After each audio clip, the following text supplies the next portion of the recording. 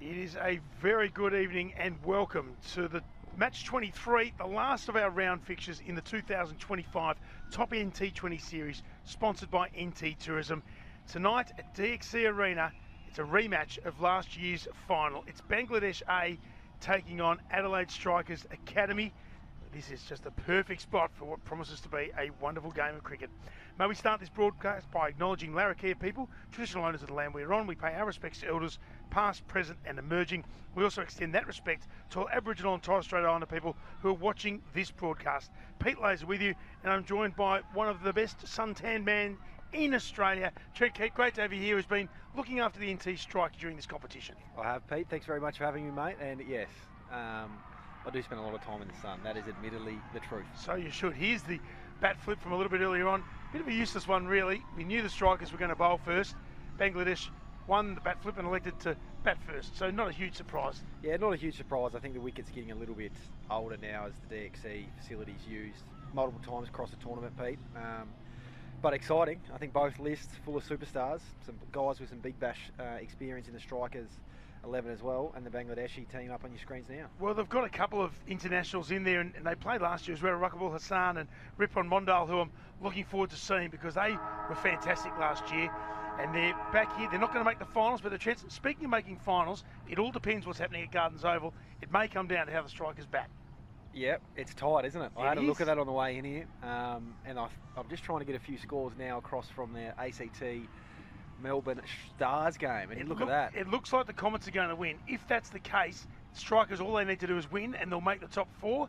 If the Stars win, then the Strikers have to increase their net run rate and win at the same time. They'll know exactly how many overs they have to chase. It has all come down to this, the pointy end of the Top End T20 Series. Back in a few moments with the first ball. Are you looking to hit your studies for six? Make the move to Australia's Northern Territory and start a world-class partnership where your potential can glide through boundaries and you can rack up runs in places you never imagined. Enjoy our laid-back lifestyle and help us build what's next. When this over is over, think about getting on a good wicket and consider studying in Australia's Northern Territory. Authorised by the Northern Territory Government, Darwin.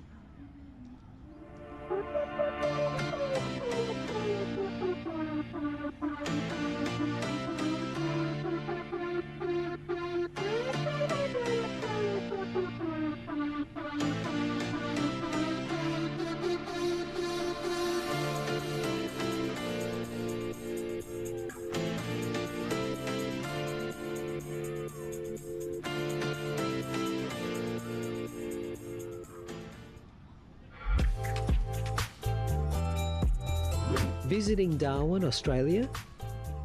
Make your stay a winning one at Darwin Airport Resorts. Just minutes from the airport and a short drive to the city, it's the ideal base for travellers chasing sun, culture or the cricket. With 3 comfortable hotels, 2 inviting pools and 2 on-site dining options, everything you need is right here. Relax, recharge and enjoy the top end at Darwin Airport Resorts. Welcome back to DXC Arena. It is the Top End T20 Series, our final preliminary round match between Bangladesh A and Adelaide Strikers. Bangladesh A winning the bat flip, electing to bat first. The Strikers were going to bowl first anyway because they might have needed to chase down the Melbourne Stars run rate. What it looks like at the moment though is that the Stars are going to lose to the previously, well, they haven't won a game. Winless. The winless ACT Comets. And so if that's the case, all the Strikers need to do, it's as simple and as hard as this, is win tonight. Lots riding on it. It's nice for the Top End Series to come down to, what is the last fixture? This is what happened last time. Well, the siren's gone, so we're away. We're away, yeah, you can hear that across the road. That's one. It's nice. So we've seen a little bit of early swing. What we've also seen with the Kookaburra is that it seems to dissipate pretty quickly. Yeah, it does move quite quickly, the swing. There's a little bit there for Campbell Thompson, left armour, who's got some good raps on him. And I know the head coach of the Adelaide Strikers is tuned in here, Timothy Payne, one of the great men. Well, former NT Strike assistant coach, hasn't he? He dropped us, didn't he? Hasn't his star just risen He dropped us, didn't he? It went from just him telling us how good he was to everyone else saying how good he was. I will say he's very good, very good. So good day, Painey, and hoping to see a strikers win, I'd imagine, as Thompson comes in again. I hope the staff in the Noosaville are going okay. In the air, and that's going to be 4. One thing we know about Bangladesh A, regardless of how they've gone in the tournament so far, they're not going to die wondering when it gets to the last game. No, it was pitched up, wasn't it? It's probably just the one length here at DX that you don't really want to be, but with a little bit of swing on offer, Thompson went looking for it. There is 2 slips in there, and up to the task there. Nice shot, hit that well. We've gone with the 6-3 field, so they are backing on Thompson swinging the ball a little bit. Yeah. Swinging it away from the left-hander. They have got a split field with a deep point out as well, don't they, Pete? So they're expecting some shape. And he's going to have to hurry, and he does. That's well played. It seemed like he's sort of reaching for it, though, which is all well and good when you get away with a single. It would just encourage the bowler and the keeper and slips that they're in the game. He looks lightly, Thompson, and I think you can see across the tournament when you've been able to take wickets with the new ball, you've been able to keep the team batting first to a reasonable target. But if you can get away in that first 4 overs, it's so difficult here at DXC to defend the ground. And he's going to go with, yeah, mirror image of the field to the right-hander as well. So certainly expecting some shape. Good go. Fielded though, just a short fine inside. Will be Stockdale there. Big job. There's no hiding for fast bowlers now. No Bruce Reeds, just a deep fine leg and hope that the ball doesn't go down there nowadays. Everyone is in the game every ball. Wickets in the power play though. I don't know how much you speak about it, but I would have thought it would be almost top of the whiteboard before you go out there to bowl. Yeah, I think it is, Pete. It's a fine line between going searching too much and then leaking too many runs. So you're trying to find a happy medium, but flicked and off that's his out. pads, Oh, dropped. Well, I'll tell you what, that's Pete. the second time in 2 days that the strikers have dropped one at short fine leg in the first over. You called it. It's not your first game calling it, is it? And you've said you can't hide, and that has gone straight into the breadbasket and straight out. It did swing. It's a little bit stiff on the batter if that gets caught, but a chance and a very good one nonetheless. When you just can't keep your mouth shut when you're commentating, it doesn't make for a great broadcast. But No, you've got to throw enough darts, don't you? But you just wouldn't want to get them all right, is the problem. No. And slip goes to mid-wicket as well now, defending the over. Oh. A big swing. So it sort of all happened and not much happened, but no wicket for 6. Adelaide strikers, we have had Big Tim Oakley, opening bowler. We've had him in the commentary for the last couple of games, which have been fantastic, and just picking his brain and chatting it through what's happening and the things that are talked about in that change room. And he said, if we can keep them to 110, 120, and then chase them down in 10, this is when they thought they were going to have to be chasing a net run rate increase. Yes. The mentality changes a bit, doesn't it? You've got to be able to be flexible in the change rooms. You do, and I think that's what makes, particularly with the bat, and a little bit lesser so with the ball, is guys who are flexible, playing a number of roles and being able to go up the gear so quickly and then drop it down to just get the job done. So it'll be interesting to see how that ACT Stars games ends, and then on the flip side of that, see how this one goes now with your man Oakley bowling from, I'll call it the Darwin International Airport end? Certainly, yeah. Let's go with that. Absolutely. He did promise me he wasn't going to bowl into the breeze, and then here he is. You can have as many plans as you He like. might have been told. Until the skipper gives you the little tap on the shoulder and says, you're on, mate. That's exactly right. Whilst you're getting a game, whilst they're throwing you the new Kookaburra, you say thank you very much. Yep, and you're not going to turn that down. He does steam into Oakley. He can get up to a nice pace. It's bounced. Shot, but a bit of protection out on the offside boundary. Well, he had an amazing season in the Saka first grade last year, 53 wickets at 18, including a best of 7 for 60. So he's a wicket taker. He is, yep. And we have seen, actually, just for those at home, that split field where you've got the backward square leg and the deep point slightly backward. I reckon that's pretty consistent for the fast bowlers across the tournament, and you're seeing it more now in the Big Bash and international cricket as well, just allowing the bowler to be able to bash it into the wicket and not have to worry too much about the line. Whereas when you go to 2 fielders out on the one side, you're so hemmed in for the options you have as a bowler. And there's a mistake. He hit it well, it'd be out, and he missed. He was out by a long way. And that's 2 chances in 8 balls. All happening. They're playing as if every ball decides whether they play finals or not. whereas they actually need to take a step back and just play the game in front of them. Watching from the retreat there in Noosa that we mentioned at the start, I'm not sure the head coach, he might have thrown the magnets or the protein shakes these days. He might have thrown that on the ground after the 2 chances gone down Payne. Oh, that's why he's got 3 mates to clean it up for him. He'll be fine. There'll be no dramas there. He'll be clean as a whistle in no time. Oakley, good start. Very good A start. little bit of shape into the wicket, Pete. Can't ask for much more, can you? He has been watching a lot of cricket in the last day. Nepal and Pakistan last night, which was amazing to watch.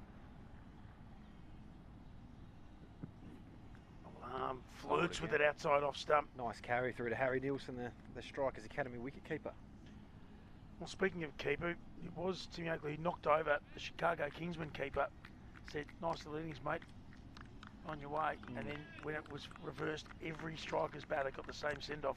Yep. And so the batters came in and said, right, are you bowlers? Which one of you Poke the bear. said this? Exactly right. Yeah.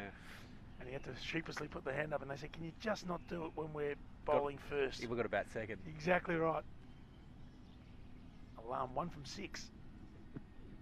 So he goes hard, hits it backward a point. It's racing out to the boundary. There's only 2 out. There's no chance for the sweeper to get around there. Go hard. Sometimes you've got to back yourself. The ball's still hard and the field's in. 4 runs. Alarm's gone pretty hard at that. It's a little bit unlucky for the bowler. There's not much margin for error with only the 2 fielders on the fence in the first 4 overs, Pete. And that's, as a batter, you take him, and as a bowler, you probably think you've won a little bit of the battle there. He just rolled his fingers on that, Oakley. It's really well bowled, but it's cost him 4 in the end. I was mentioning that as long as he's executing the plans and the plans are right, there's not much you can do about that. Yeah, there's a lot of that conversations in the dressing room, mate. Yeah. Definitely. Bit of an effort ball, and don't mind it. Alarm up on his toes. How much is talked about when you look at a wicket, you look at conditions, and you look at the data and everything else, what sort of score that you want to restrict them to, or what sort of score you want to set? Yeah, I think it's getting harder now because the capabilities of the batting sides are so high. You can see across international cricket and then domestically as well, and now into this tournament, they're able to score so quickly. So I personally like batting second because if you know what you're chasing, it can be a little bit hard to set and not know. But it's certainly discussed, and it's more so. That's going to be 4. That's a good shot. It's a nice Slightly shot. over pitched. Alarm was all over it. Probably the first time he's missed his length there, Pete. He's gone too full, and he's paid full price over mid off a 4 nice shot as Alex Ross picks up from the boundary line. And it's always a little bit upsetting, I reckon, when you concede a boundary on the 6th ball of the over. Talk about getting out of the overs. So no wicket for 15, 9 from the Tim Oakley over. It's just in the slot. There wasn't a lot that Ross could do. You break down the game. There's power plays, power surges, first 10, last 10, chasing, setting. You've actually got to almost sometimes take a step back and simplify it surely for the players. Yeah, I think you do. I know a couple of dressing rooms I've been lucky enough to work in. It's just been about 120 contests each innings. That simplicity. And there's been others who have broken it down by numbers in terms of the first 4, or when it used to be the first 6, and then it was what can we be at 14, and then what can we be at 18. And I think it's just about knowing your group, and sometimes you get a change room full of guys who want to know exactly what point you want to be at each stage of the game, and you get others who are just playing eyes up cricket where they're just adjusting to what's happening in the moment. Hanno Jacobs from the TIO Stadium end. It's in the air, but won't get to sort of gully backward point, if you like. Yeah, he's rolling as well with the same field there, Pete, is he? Yeah, a split field. Yeah. Yep. And 2 sweepers out, 1 at deep square, 1 at backward point. And even on surfaces like this and batting surfaces like this, getting the angles right is so important too, relying on the keeper, I would have thought, to give a bit of info. Yeah, definitely, and I think the Strikers Academy are fortunate with someone wicket-keeping as experienced as Harry Nielsen. He's lining the angles up now, so Jacobs comes in again. Naim Sheikh hits that beautifully down the ground. That's a glorious cricket shot. It's speeding away from the fielders. It's going to be 4. It seems like it's a little slightly uphill, slightly into a little breeze, but the way he hit that stayed hit, and that was a boundary as soon as it went off the bat. Good shot. It's the same length again, isn't it? Over-pitched. Not much margin for error here. Not a huge stride. Cleared his front leg fractionally, got some length that he was after, and nailed it down the ground. 4 runs. Just going to be ready to, in your zones, don't you know exactly where you want to put it, whenever ball comes towards you. Doesn't make it easy. No, he made that look a lot easier than it is.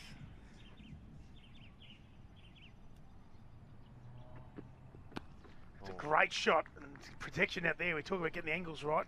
If it wasn't, that was 4, but it's gone straight to him.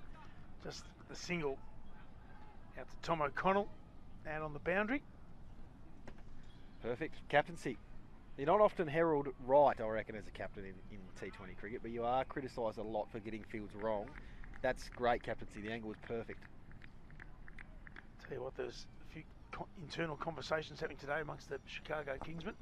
Yeah, haven't they been great for the tournament, Pete? Unbelievable. They've brought some pizzazz, I would describe it as.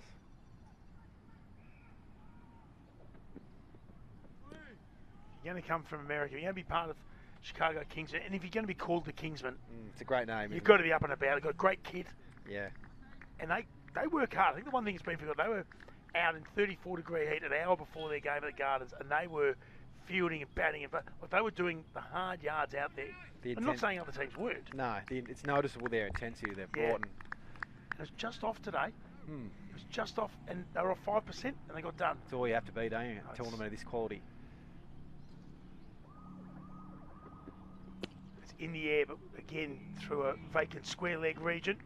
Fielding from O'Connell comes around. He's a good fielder with a good arm. The only thing Hanno Jacobs didn't do right there was take the ball, but it would have been safe anyway. 2 to alarm. Well run from Shake as well. No wicket for 22 with 1 ball remaining in the 3rd over. They have been excellent, the Kingsmen, Pete.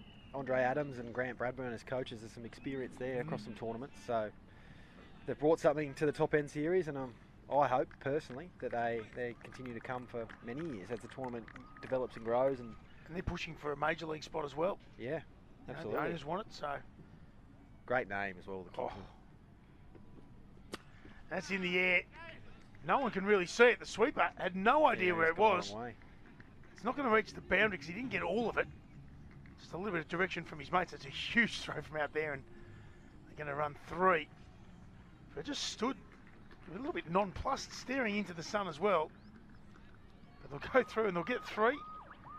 It's been an interesting start from Bangladesh. Shaking alarm have certainly chanced their arm a little bit, but they've played some good cricket shots, and that sometimes gets forgotten in T20 cricket too. Good cricket shots are good cricket shots regardless. Absolutely, particularly the 2 fielders on the fence. You're able just to play an orthodox cover drive at times and beat the sweeper, but as you said, they've got to 25 here. It's been a eventful / uneventful, if that makes any sort of sense, 25, because we've seen a couple of chances. It's certainly been, we couldn't describe this morning's game between Chicago Kingsmen and Hobart Hurricanes. It was a very difficult game to gauge, and it was like a roller coaster. There was swings and roundabouts and ebbs and flows.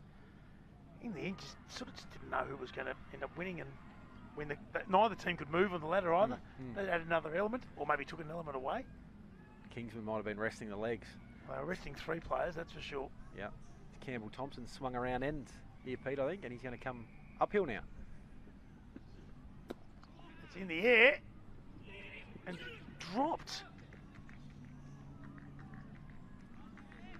Am I right in saying that was spooned to short cover? I would like a replay. The body language of some suggests so.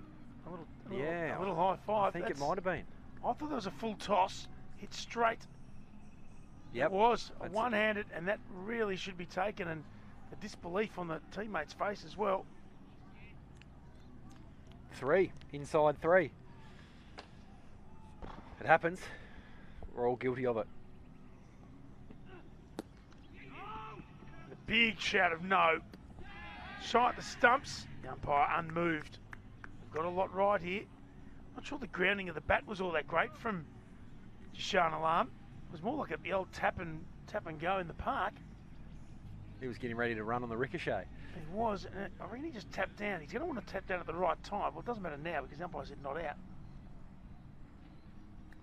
Just placed his bat. Need a bigger lens, Pete. We just glide you. I mean, we get taught in the 9s to do that. Anyway, just another element. There's one more element to this game that we need to say too. They've missed 3 chances. Yep. They have. It doesn't matter so much because the Melbourne Stars have just been defeated by the ACT Comets, meaning that if the Strikers win, they are in. I'm not very...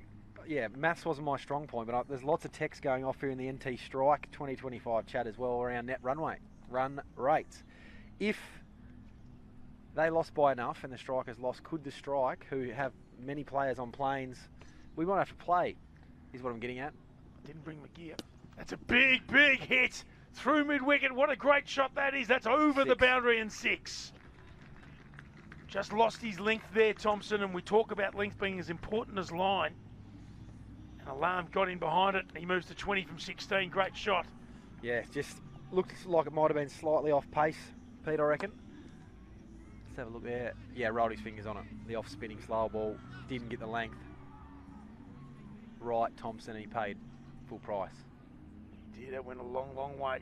And Alarm, he's 20 off 16. He was 1 off 7 at the start of the innings. The ACT won with 13 balls to spare. That's not going to get the strike into the top 4. It's not going to be enough, so it's over. You're a full-time commentator now, Keevy. I am. I'm available. Now that's in the air, and that's going to fall safely as well. This is a remarkable start. We've had 23 deliveries, and there's been at least 5 or 6 half chances.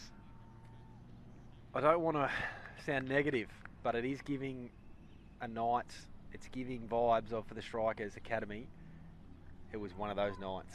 Few went down, balls lobbed over the fielder's head just before the player on the rope, and they do, in tournaments like this, come about.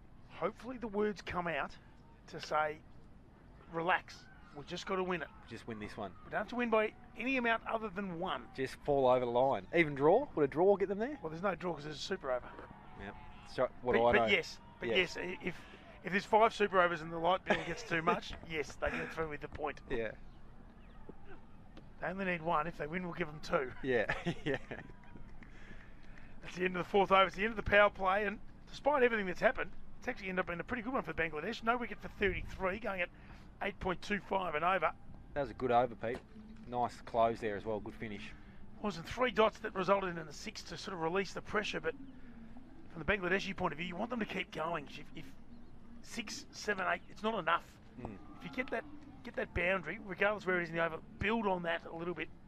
They've had some sort of topsy-turvy. They're all out for 148 against Pakistan. They made 186 against Nepal for a win. They made 123 against the Scorchers and got done. 172 against NT Strike and batted well. Too. Yeah. And then they lost trying to defend 156 against the Stars. So they've been relatively consistent without ever one out of the box. The one out of the box, unfortunately, for the Strikers was that loss to Pakistan. You talk about nights or games where it doesn't go right. Pakistan made 6 for 206, and there was a very close LBW call early. Not out, maybe an inside edge, maybe not. Umpire said there was, so there was. They then got rolled for 95. That's why their run rate is so poor. Yeah, it happens, doesn't it? Particularly chasing things with a 2 in front of them. Oof. Now, this is the greatest name in cricket at the moment. I'm not even going to give it a go at the pronunciation of the first, but I like the surname Wadia, and what a talent. He's a very good player. Even showed a little bit with the bat as well. He had one game, in fact, against Pakistan, where he just came out, tried to hit the first ball for 6 and went straight up in the air. Aside from that, he's shown plenty with bat and ball, but his control with ball in hand has been fantastic. Highly regarded, Pete, internally at South Australian cricket, and certainly within the Strikers franchise as well. Big future. One to watch. You heard it here. Which is good because we've been pumping him up all week, so I'm glad you agree. Brilliant.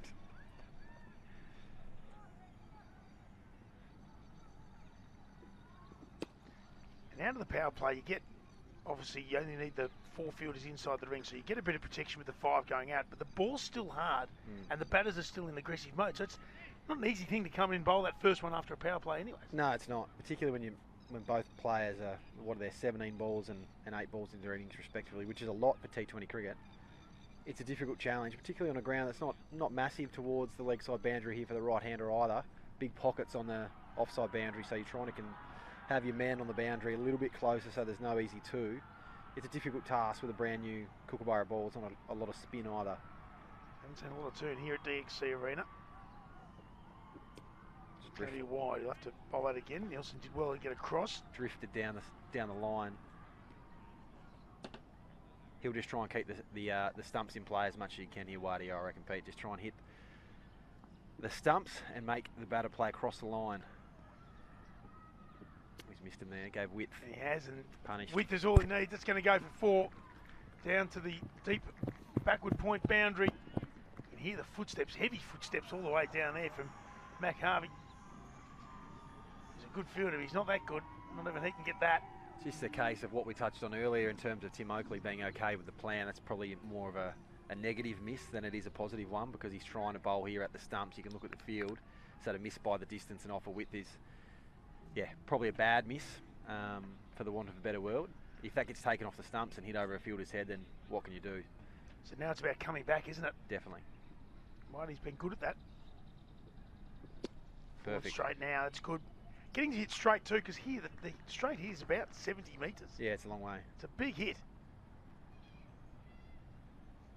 So there's no harm in having the mid on, mid off back and getting people try and hit straight. We've seen plenty of catches at long on, long off. Yeah, we have. Then again, let's say catching opportunities, because today, who knows if they'll actually stay off the ground. It's amazing how infectious that can be.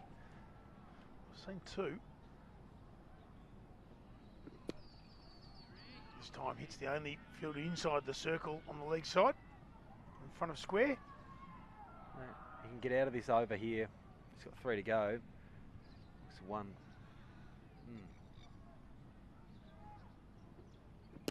Short, and this time's more of a flat bat down the ground. Run the first one hard. The difference between the teams that are running those first ones hard, I mean, again, it's sort of childhood cricket, but I'm sure the basics are still drilled into these players. You would think so, yeah. Well, you'd think so. You would think so, you'd assume I know so. the coaching staff would do it. Yeah. It's just whether it gets acknowledged by the players or not. Yeah, it's certainly something internally that gets spoken about a lot, is trying to apply pressure to the fielders on the fence. Missed the stumps It's again. in the air. Oh, it's hit him on the shoulder. He's done really well. Going forward at the ball is the hardest thing to do. Let's just hope it didn't hit him in the melon. Only Mac Harvey could hold his leg after being hit in the shoulder, but he's just wringing his hand a little bit too. Might have fallen on his mitt. I broke my hand playing footy, falling on your hand, so it's not a nice thing to do. All the little weak bones in there. That was tough. It saved a couple there. Probably +2 there, I reckon, minimum. That, and I think Waddy's got away with one. Yeah, agreed. Which is okay. That's probably the worst over I've seen him bowl, and it's only gone for 8. Yeah, you'd take that probably. So no wicket for 41. Overs of 6, 9, 10, 8 and 8. Not a huge amount of risk taken. No wicket for 41 means they're going at 8.2 and over. Yeah, it's been pretty risk-free, hasn't it now? Since risk-free apart from the run-out chance and the 2 drop catches. Yeah, risk-free, but you just got to keep going, don't you? Well, if they're still there, which they are, Name Sheik and Jishan Alarm, you need to build that base, and Big Tim Oakley is going to come back in from the Darwin Airport International end. He's watched the last 2 games here at DXC Arena. He's got absolutely no excuse. He also said he's going to do a push-up Nepal style if he gets a wicket. So he wanted him first ball then, didn't he? He really did. That's gone through too. Nielsen's taken that, still rising. There has been some wild wicket celebrations. There's been some interesting throughout. ones. I'm not against that. I think if you're going to own it, that's fine. But I think also, if you're going to do it, this is the arena to do it. And T20 cricket is exactly what it's for. It's a bit more showman, isn't it? It is. I don't want to see someone in whites doing it. I didn't even like the Brett Lee chainsaw.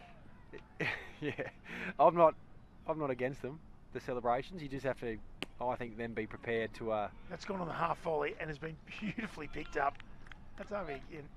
He's a nice fielder, Mac Harvey. Yeah, well, it's in the genes, isn't it? It is. You just have to be prepared, I think, if you're going to have a huge outlandish celebration, that when you get dismissed, there's going to be a little bit come back your way, I think.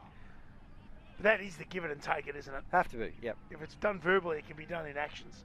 Absolutely, absolutely. As long as you're okay, that's fine. Press on, but admittedly once you're out, I never look at other people's celebrations. I'm just too busy walking back to the chain. Yeah, that's me too. Well bowled. Very well bowled. They've run the first one hard here too. That was good running from Milan. Because as we know, it's not necessarily just about this delivery either. Yes, he could have got back for 2 if there was a fumble, but putting the side under pressure, they know now that they're running hard and they can look up and maybe take the eye off the ball, whatever it happens to be. Yeah, I think that's a massive part of it, is you're trying to apply pressure from the get-go. So the first opportunity you get to put a player on the fence under pressure, maybe you force a fumble. You might then later in the innings put the same player or a different player under pressure and get another fumble. And as you know, games in T20 cricket are so often decided by 8 to 12 runs. That's a down leg side, and He promised me he wasn't going to be appealing for one down leg side to try and change the umpire's mind, and That- every bowler does it. Every bowler does it. It's never changed an umpire's mind. No, not after they've given it anyway. Certainly not after they've given it. Sort of rolled the Slower fingers on ball. that as well, yeah. Actually gripped a bit into the pitch as well, tiring DXC wicket, I reckon, and it's actually spun a bit. Pace off seems to be the key here. Do you think that should be a wide? Yes, Okay. definitely.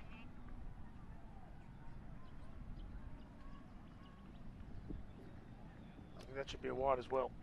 And the reason I say that, certainly down this side, because I think when it gets to tight games, if all of a sudden there's interpretation instead of just down leg sides are wide, it can become far too open-ended. And so we see on the offside, we've got the marker. Yes. So down leg side, it is in your batting stance. Down leg side, it's a wide. It's too hard to sort of catch up with, and can be too negative as a bowling tactic as well. We want to see more shots, more cricket outside the offside. Gives you that. Well, as a coach, I'm glad I've got you here. If I got one for you as they come back for two. I've got a bit of a question following on from our wide discussion there. So for batters who bat on off stump, there's actually less margin for error, whereas if I stood on leg stump, my batting stance actually allows the bowler to bowl straighter. Do you take that into account with your answer? Well, you take that into account for the offside wide as well. Oh, I see. Because then it moves across with the batter. Yeah, good point. Good point. Yeah, I'm happy with that response. Just stirring conversation. I absolutely love it. I was going to say we can talk cricket for hours, which is good because we are. Yeah. Oh, that's well bowled. That's Bounce. really well bowled. Bounce. Batters always indicate what it's done after it's been done. My thing would be, I reckon there's a couple here, but the first one would be, we talk offside, leg side. If the batter changes for a reverse sweep or a switch hit, there's no leg side. So if you get hit on the pad, you can be out because it hasn't pitched outside leg stump. I like that.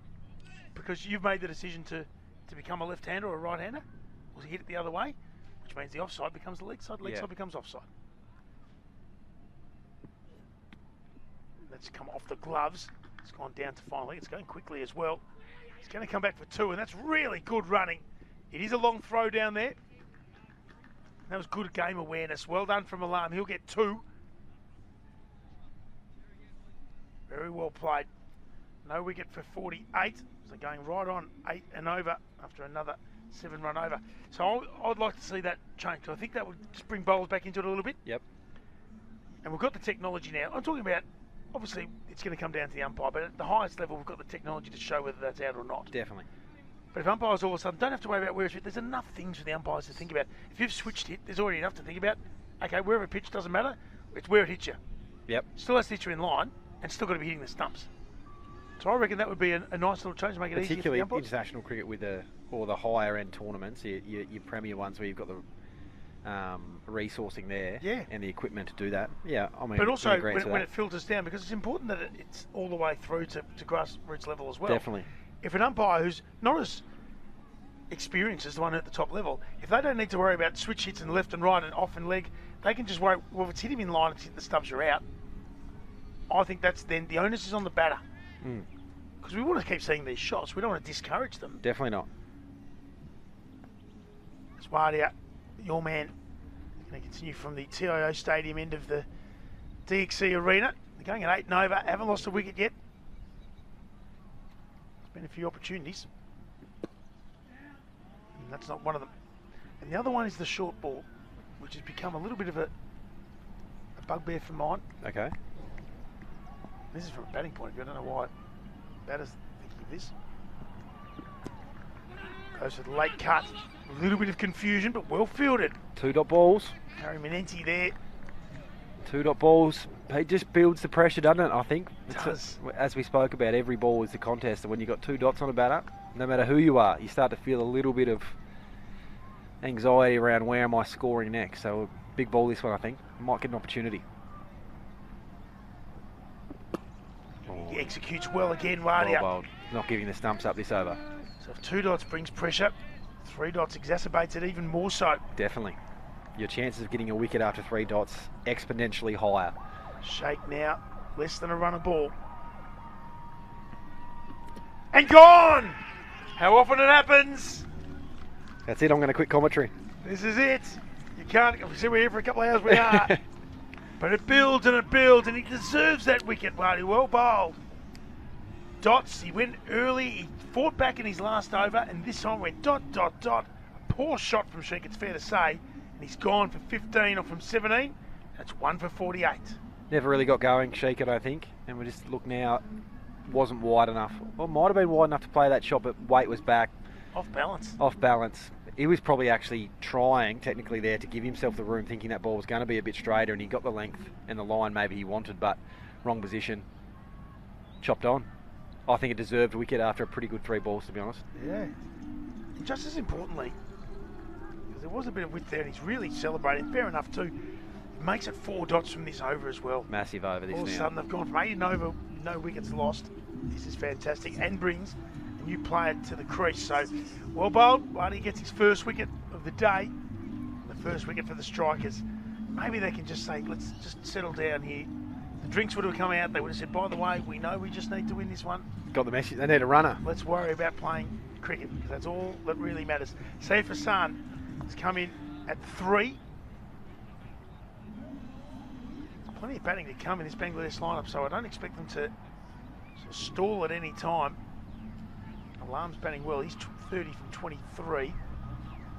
If you're the captain here, and I believe it's Alex Ross, are you maybe bringing the straight fielders up?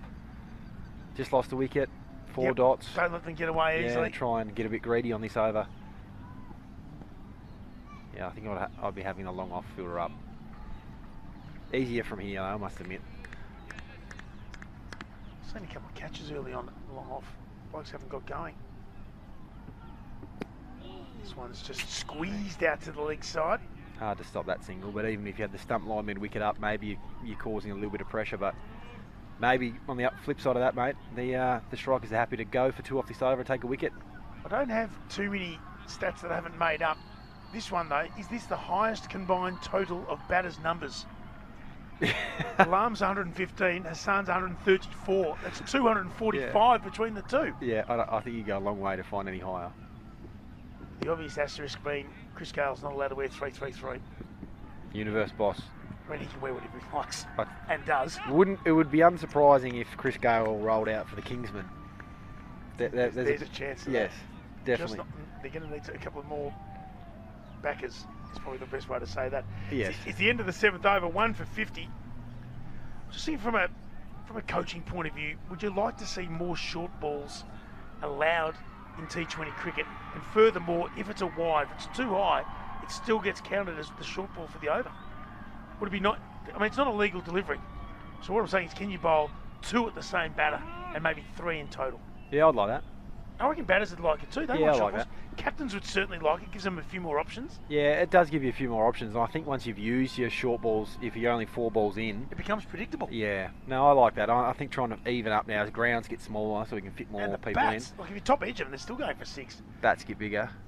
Jacobs, Speaking of short balls, right on cue. can he get there? It's going to take some catching. Gets the hands out, can't quite get there. Good effort once again. Our little do 2 half chances make a whole chance? Because that's... I think that's better than a half chance, to be honest. It's tough. Let's see who it is too.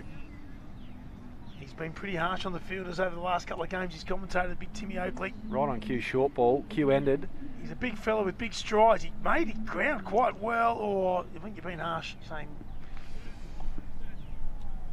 Oh, I don't know. I think the strikers, academy coaches would have probably liked to have seen that caught. Oh, of course they'd like to see it caught. I reckon Timmy Oakley would like to see it caught. There's no payback for the one that Hanno Jacobs dropped off Timmy Oakley yesterday. It's 1-1 now, chaps. Against the Renegades, Hanno Jacobs dropped one that just burst through his fingers at short, fine leg. The next over, Harry Dixon, first ball, has absolutely melted, as Dixon tends to do, melted a cover drive. 2 metres to his left, bang, Jacobs takes it. Out. Funny game, isn't it? Cricket is a stupid game. Yeah, it is a silly game, isn't it? Dot ball. 1 and a dot to start this over. Doesn't make any sense. 1 for 51. Short ball. That one's hit and hit well. It's got protection out on deep backward square boundary. Just the single into the sun. So I'm seeing a couple of short balls here. I just thought that the short ball just adds more element. I mean, anything we can do to cricket, and I love the power surge. I think that adds me too. that adds an element of cricket that we that we needed, that we didn't know we needed. Can short balls do the same when all of a sudden everyone loves seeing big fast bowlers come in, and we saw the IPL double the amount of short balls you're allowed to bowl, so all of a sudden fast bowlers are getting picked up in the auction. Short cut in front of point.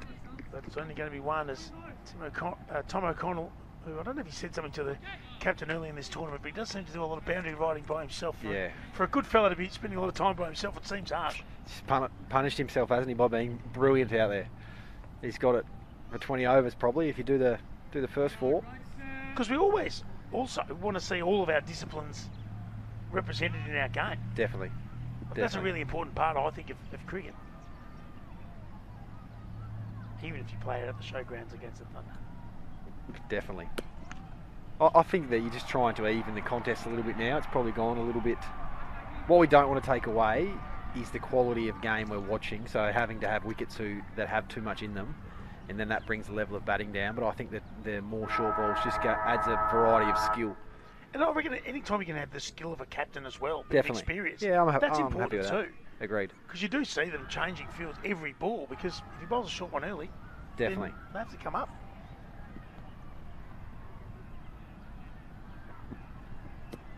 Off pace.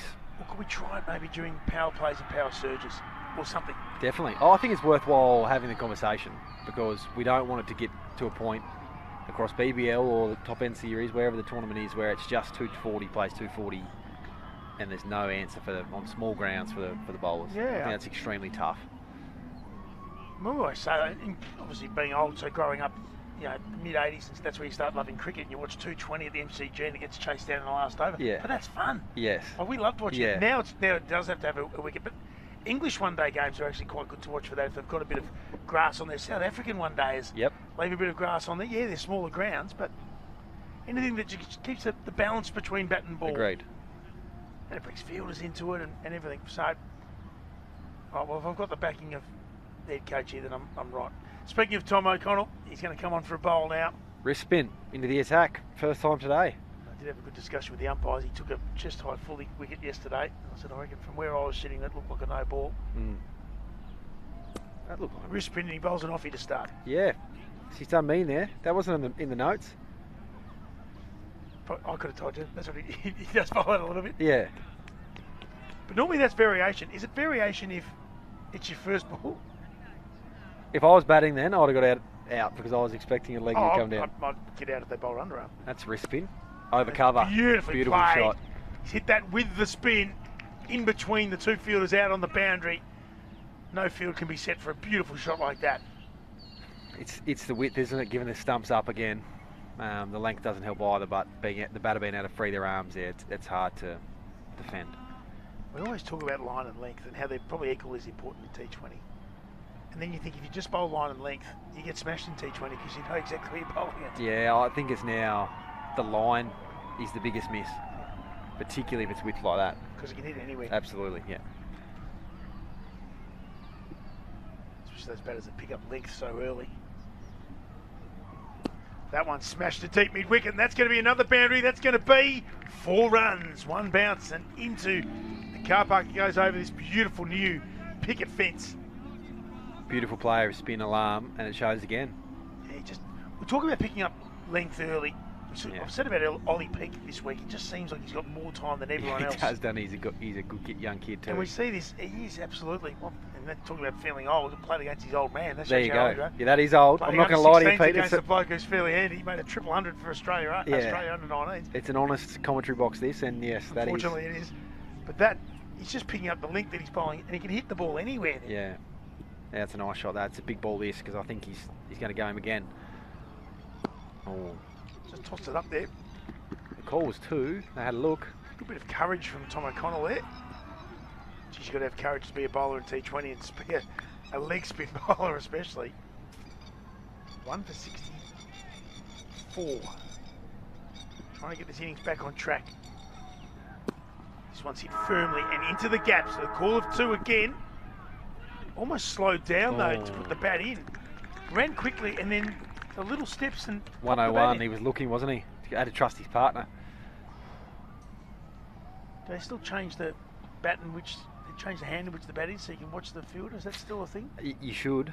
You should, okay. There's a lot of things that you should. So I'm not throwing out my Don Bradman Art of Cricket book. No, not everything's gone in the bin yet. That's an off spinner. And Well quicker. kept. And he's done the old, that's not a wide, by the way, umpire. Thank you very much. He's got away with it. I think it was just inside the blue line. Well taken from Nielsen. I think you'll just see a lot of players. It depends on the relationship you've got with the other person you're batting with. I reckon if I'm batting with someone who I know is a good runner, then I'm probably just turning the most effective and fastest way in T20, which is not by the textbook. But there are times where you get halfway down and think, probably should have looked myself, to be honest, because you're running with. Got run out batting with my older brother once, who would definitely be listening. Coming back for 3. How was that? I was tiny, so like 12, and he would have maybe been 16. He was batting quite well, and I think I was slowing the rate down, so I think he did deliberately. But yeah, Oh, really? running back for 3, Ryan. So thanks for that. Good to see him over it. Has that conversation ever been brought up that he ran you out deliberately? Yeah, every time I go home for Christmas, and I'm sure they're listening now. And what does he say? He survives team first. Yeah, well, and have a look at you now. Yeah, Coach, like, this is that's exactly right. this is the job. Now he asks me for jobs, and I say, Shouldn't have run me out when I was 12. That's exactly right. Thompson back in. Campbell Thompson, big left-hander. Slow ball. That was slow. I'm not even sure that would have knocked the bails off had it gone through him. No. And the length was great again, though. It's one thing to go, really, when you're trying to bowl slower balls or on-pace balls, you're trying to disrupt the swing or the batter's feet, and I think that does both if you can be off-pace and the length is great. Unless you guess right, and the game, as we're discussing off air, is sometimes you just guess right as a batter or a bowler, and you can guess wrong and get a wicket, and people go, oh, gee, that's well bowled. But really, you just got it wrong, but you got luck on your side. It does happen. It's amazing how often it happens. And this time they're going to scramble through. It's going to ping at the stumps and then decided against it. And it's been discussed a little bit throughout the week. The ping at the stumps now, that is on those backing up, not on those having a throw at the stumps. Definitely, yep. Everyone's got to be involved. 100%, Every ball. 100%. So the world's highest batting number partnership. 115 for Jishan Alam, 134 for Saif Hassan. Love to find out why they've chosen those numbers. There must be a reason. Childhood number of the house that they grew up in. 42 off 31 for Alam. He's just getting a... It's still within check. He's not getting away yet, but it's looking promising. Mid-off and cover here. Just come a little bit closer, which is interesting. He bounces him, hits it high. It's going to be safe. It's going to be a long, long chase out there in DXC Arena. They are discovering each and every centimetre of this ground.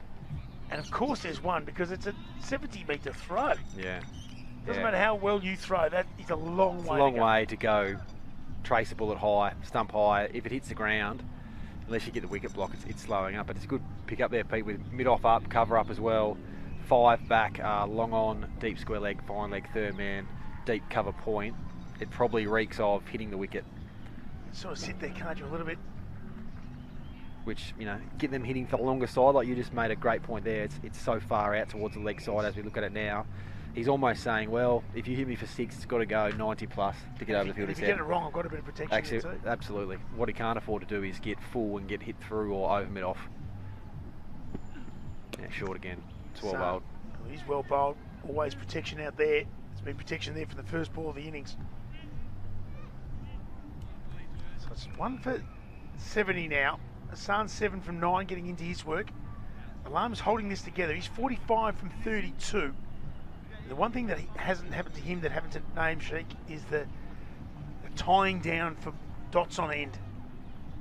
Yeah. He's just that intent to score every ball. It's back-to-back dot balls as the bowling group, isn't it? And we've seen there, if you can get 2 chances of a wicket rise, than if you get 3 like we see with Waris's wicket, they go even higher again, don't they? Bowled. Went short, smashed that. So before they knew the result of the Stars game, and the strikers were thinking they're going to have to increase their net run rate quite quickly, 2 batters are out, Josh Khan and Ryan King, out of the inning, and Campbell Thompson coming in with Harry Manenti, who's batting all round, who can hit him a few, he can bat a bit as well, can bowl a bit as well. So, interesting selection, because the game crossover times meant that they didn't know what was happening. It may have happened anyways, but Agreed. most importantly from the striker's point of view was not chasing too many, knowing they were going to be bowling first. Bangladesh, of course, winning the bat flip. Ensured that was going to happen anyway. That's hit through square. 1. They won't be able to get 2. Not a bad over from Thompson, but not a bad over for Bangladesh either. Getting 8 from it without any risk whatsoever. So 7 from it, 1 for 72 after 10. So we're halfway through the allotted overs.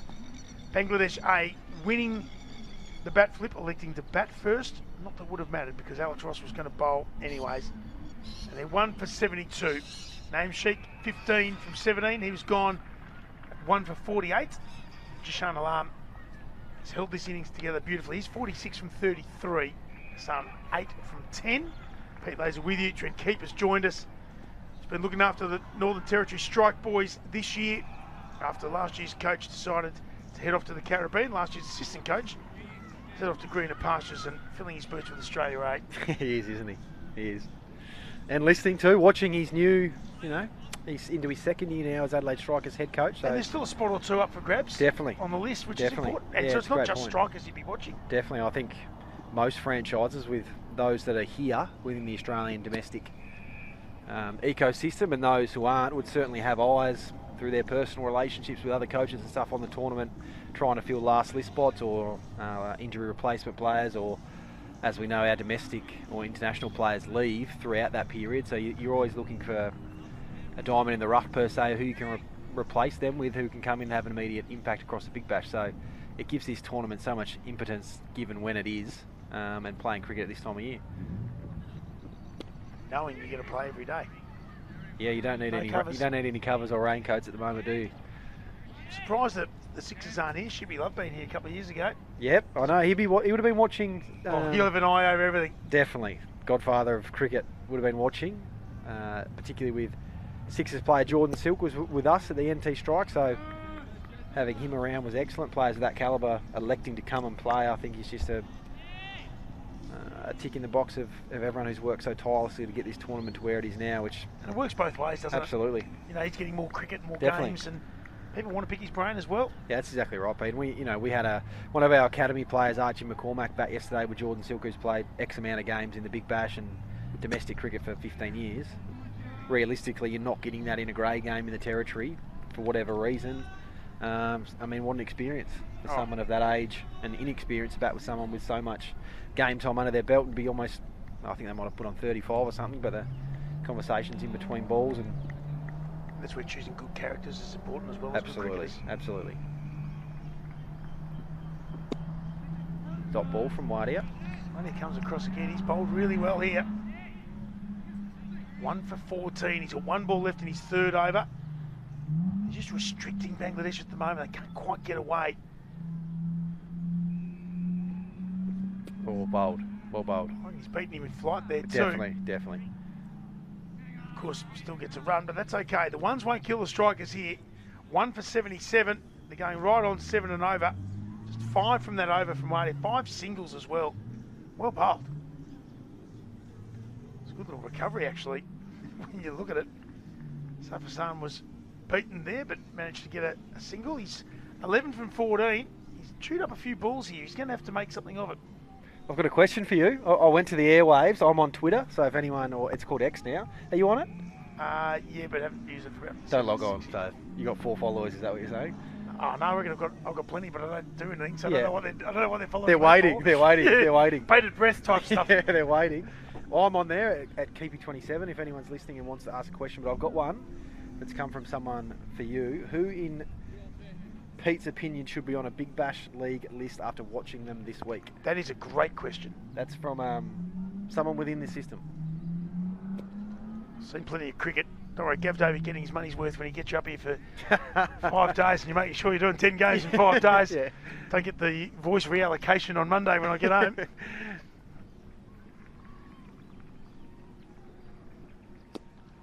It's turned into the leg side. And they're going to come back for 2. That's really good running. Nice little ping at the stumps, and that's again where having the backup is important. Don't worry about throwing it to the bowler's hands and whipping it off. You're only going to be out with a direct hit. So this time last year I said Harry Dixon. Okay. He was the one I got that said. right. He's on a list now. He's isn't on the list, yeah. He signed with the Renegades for a couple of years. he? So who, in your opinion, should be on a Big Bash list after watching them this week. It's a long single down, a long off. It's a very good question. Are we talking just domestically, or we can go internationally? I reckon that international, that the draft has been and gone. Well, yeah, you think that about the sort of calibre of player they're going to have to knock off the list if they're international. It's true. They always keep a little sneaky one though halfway through when one of the guys goes. But let's keep it to domestic because I reckon that's important. And that's a genuine nick. Gets around. That's well done. Not easy for the big man, Anno Jacobs, and then it's a horrible throwback to Nielsen over his head, but all is well that ends well for the strikers. Just got me thinking now. Doesn't happen often. Thinking, I mean. No, it's a powerful thought, isn't it? You don't want to. We don't want to just throw out names. Well, you've gone. Oh, that's that's bad horrible. Delivery. That's no good at all.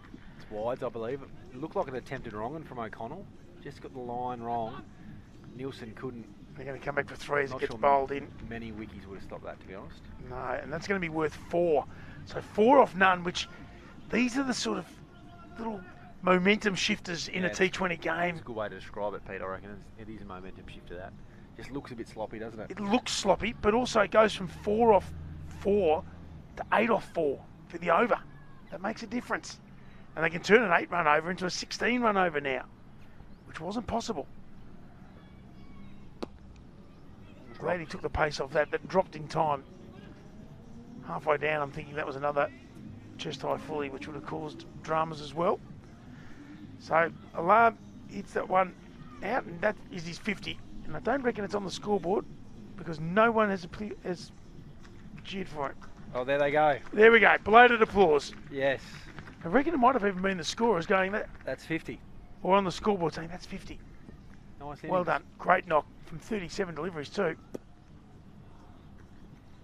So it's a good strike rate, and Hassan pushes that out. So they become 1 for 87, 10 from the over. A good one without being great for Bangladesh. Who deserves... You know, I've been impressed with. Is this going to be locked in, or have you been impressed? No, with I've been impressed. Well, of course I said it like that because then it's not locked in, is it? Yeah, okay, yep. Raf McMillan today was good. Brilliant, okay.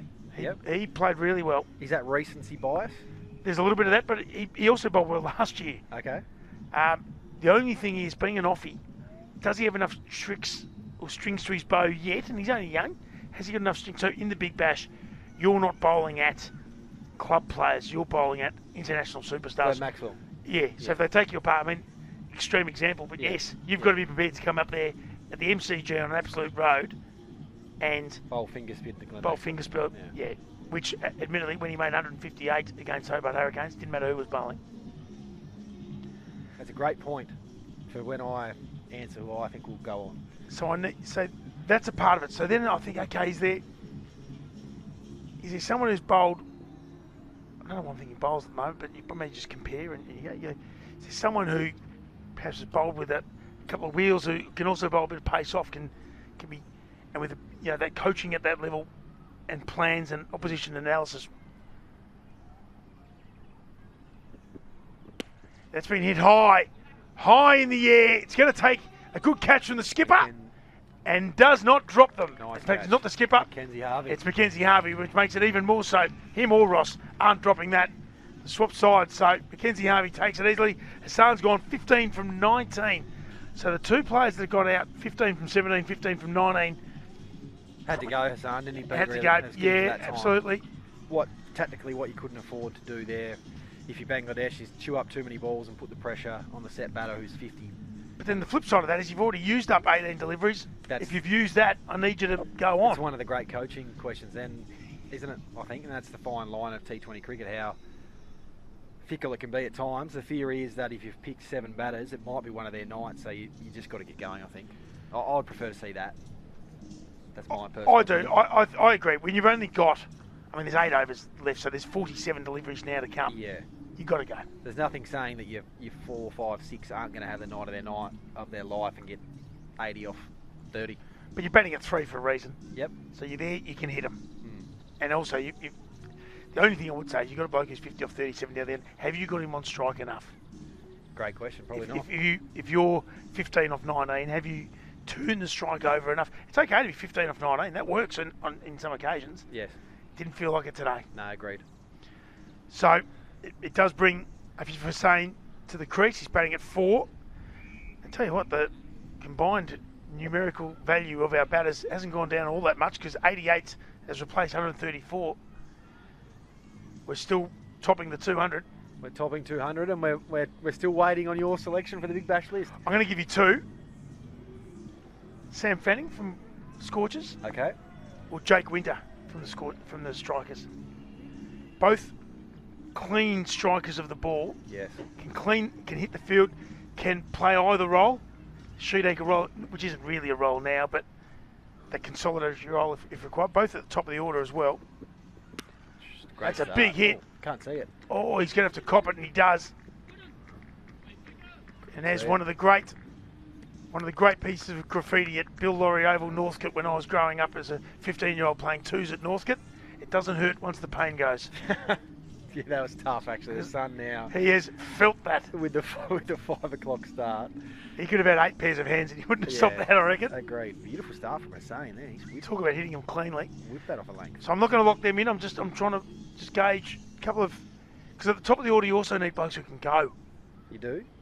And so that counts against that a touch, I suppose, as we talk around in Slower circles. ball. That's in the air. Deep third comes around. Oakley. A chance for redemption. And Got the it. redemption it is. Is it worth a push-up from deep third? It's not. It's just a catch. He wants to save his push-up for a wicket. But a good catch. Less than ideal for Bangladesh, that. That's a huge wicket. Back-to-back wickets. The man on 50. He picked a slower ball, tried to slay it over the covers, and it's been edged, top edge-ish. Yes. He did pick it, though. You often think you've deceived a batter, Yeah. and that wasn't the case. But he didn't get all of it, and so 50 from 38. Now it's 3 for 88 after being 1 for 87. Hello, Jacobs. Bang, bang. Talk about sliding doors moments. Beautiful over this. And when we've just had a couple of good overs, then all of a sudden there's 10 runs off the last over. You think, hang on, we're away here. 10 off the 12th over. And the other part, of course, is the power surge. Alarm would have been perfect to face the power surge because he hits them so cleanly. It's remiss of me that I'd forgot that they still have that, and you need now. I think it's about investing 10 or so balls into each of these, which would give us that's almost 4 overs. That gets you to the 16th-ish.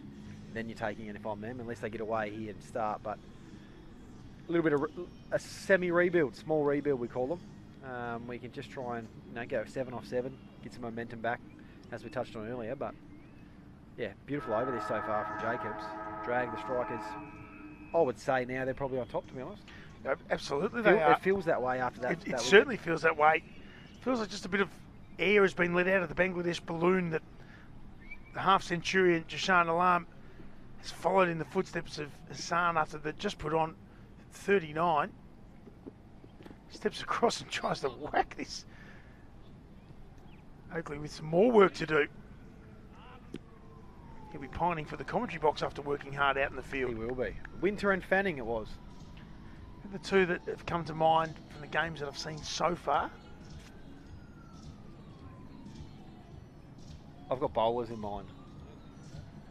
I like bowling, especially spin bowls. You always think spin bowls. Left arm spin bowlers for me. They can't get enough of them in that game. Bring the stumps into play. Oh, when the chairman of selectors for Australia comes out and says, well, they bowl with that arm, they're a chance to get picked on tours. Yeah, you got to know where your bread's buttered, don't you? Well, that and the fact that I've got a 4-year-old at home who's a right-hander. For now. And I'm like, you can bat right-hander, mate, because he does hit it, but he bowls fast, though. He bowls heat. Like, I've got to the stage now that I'm like, mate, I'm not sure we can play indoor cricket anymore because I'm not seeing the little star squishy ball coming at I must admit. 100 miles an hour. My brothers have got little children, and I'm on them about bowling. Left arm finger spin, Left-arm left arm tweaks. pace, but they've got to bat left-handed and get after it. Yeah, no, No blocking. He's a right-hander. He smashes them. I know where he gets his slogging from. I was just born at the wrong time. fine. That's going to be 4, and that's disappointing from Jacobs. We talk about getting in and out and over. He's taken 2 for 3 off the over, but then just down the leg side. 2 straight to the left-hander. He's just gone across a little bit. He's turned that beautifully, though, hasn't he? He's got a big piece of it. So often you see those hit the thigh pad, go for one, and Agreed. everyone just sort of talks like it's another ball. It's actually a really good sign, Pete, of good balance, I think, for left-hand and right-hand batters when they're getting bat to balls that are straight, not falling too far across your stumps. If you can turn a one-leg bye into a four ball, that's perfect. No one's short, no one's smashed. Probably a better shot and only gets one, but that's the nature of cricket. I'm liking how Sainz come out here. Sunshine's 1 from 1, Sainz 6 from 3. A double wicket over though for Jacobs. He's got 2 for 22 from 3, 8 from the over, 3 for 95. Who's your left arm spinners that you're thinking? One's in this game, my man, Wadia. I think given his youth, there's investment to be made in him as a cricketer. And the other, and biased, is Hamish Martin. How did I know you were going to say that? I just think, what a story. Bats left-handed, can hit big sixes we've seen throughout this tournament. Can hit him. And his craft work is actually can take a catch too. Beautiful fielder. He's a solidly built chap. Very good runner though. Deceiving, can cover the ground. Yeah, great runner. Because you look at him and think, nah, you won't be able to. And he gets there every great. time. Yeah, and a competitor. Yeah, very genuine competitor. I think about him as someone, if you put him into the middle of the MCG and he was up against Glenn Maxwell, he would honestly believe I'm a chance here if I execute. And I don't think the bright lights would deter him too much. And the other part of that is the story. It's an easy way to get the territory to follow your franchise. You know how I would love to. Okay, I've got one. I knew this would happen. We speak about bias, and I am a little biased. Northern Territory's own Tom Menzies. Yeah. Because he has wickets. He has a Pat Cummins-like run-up and delivery.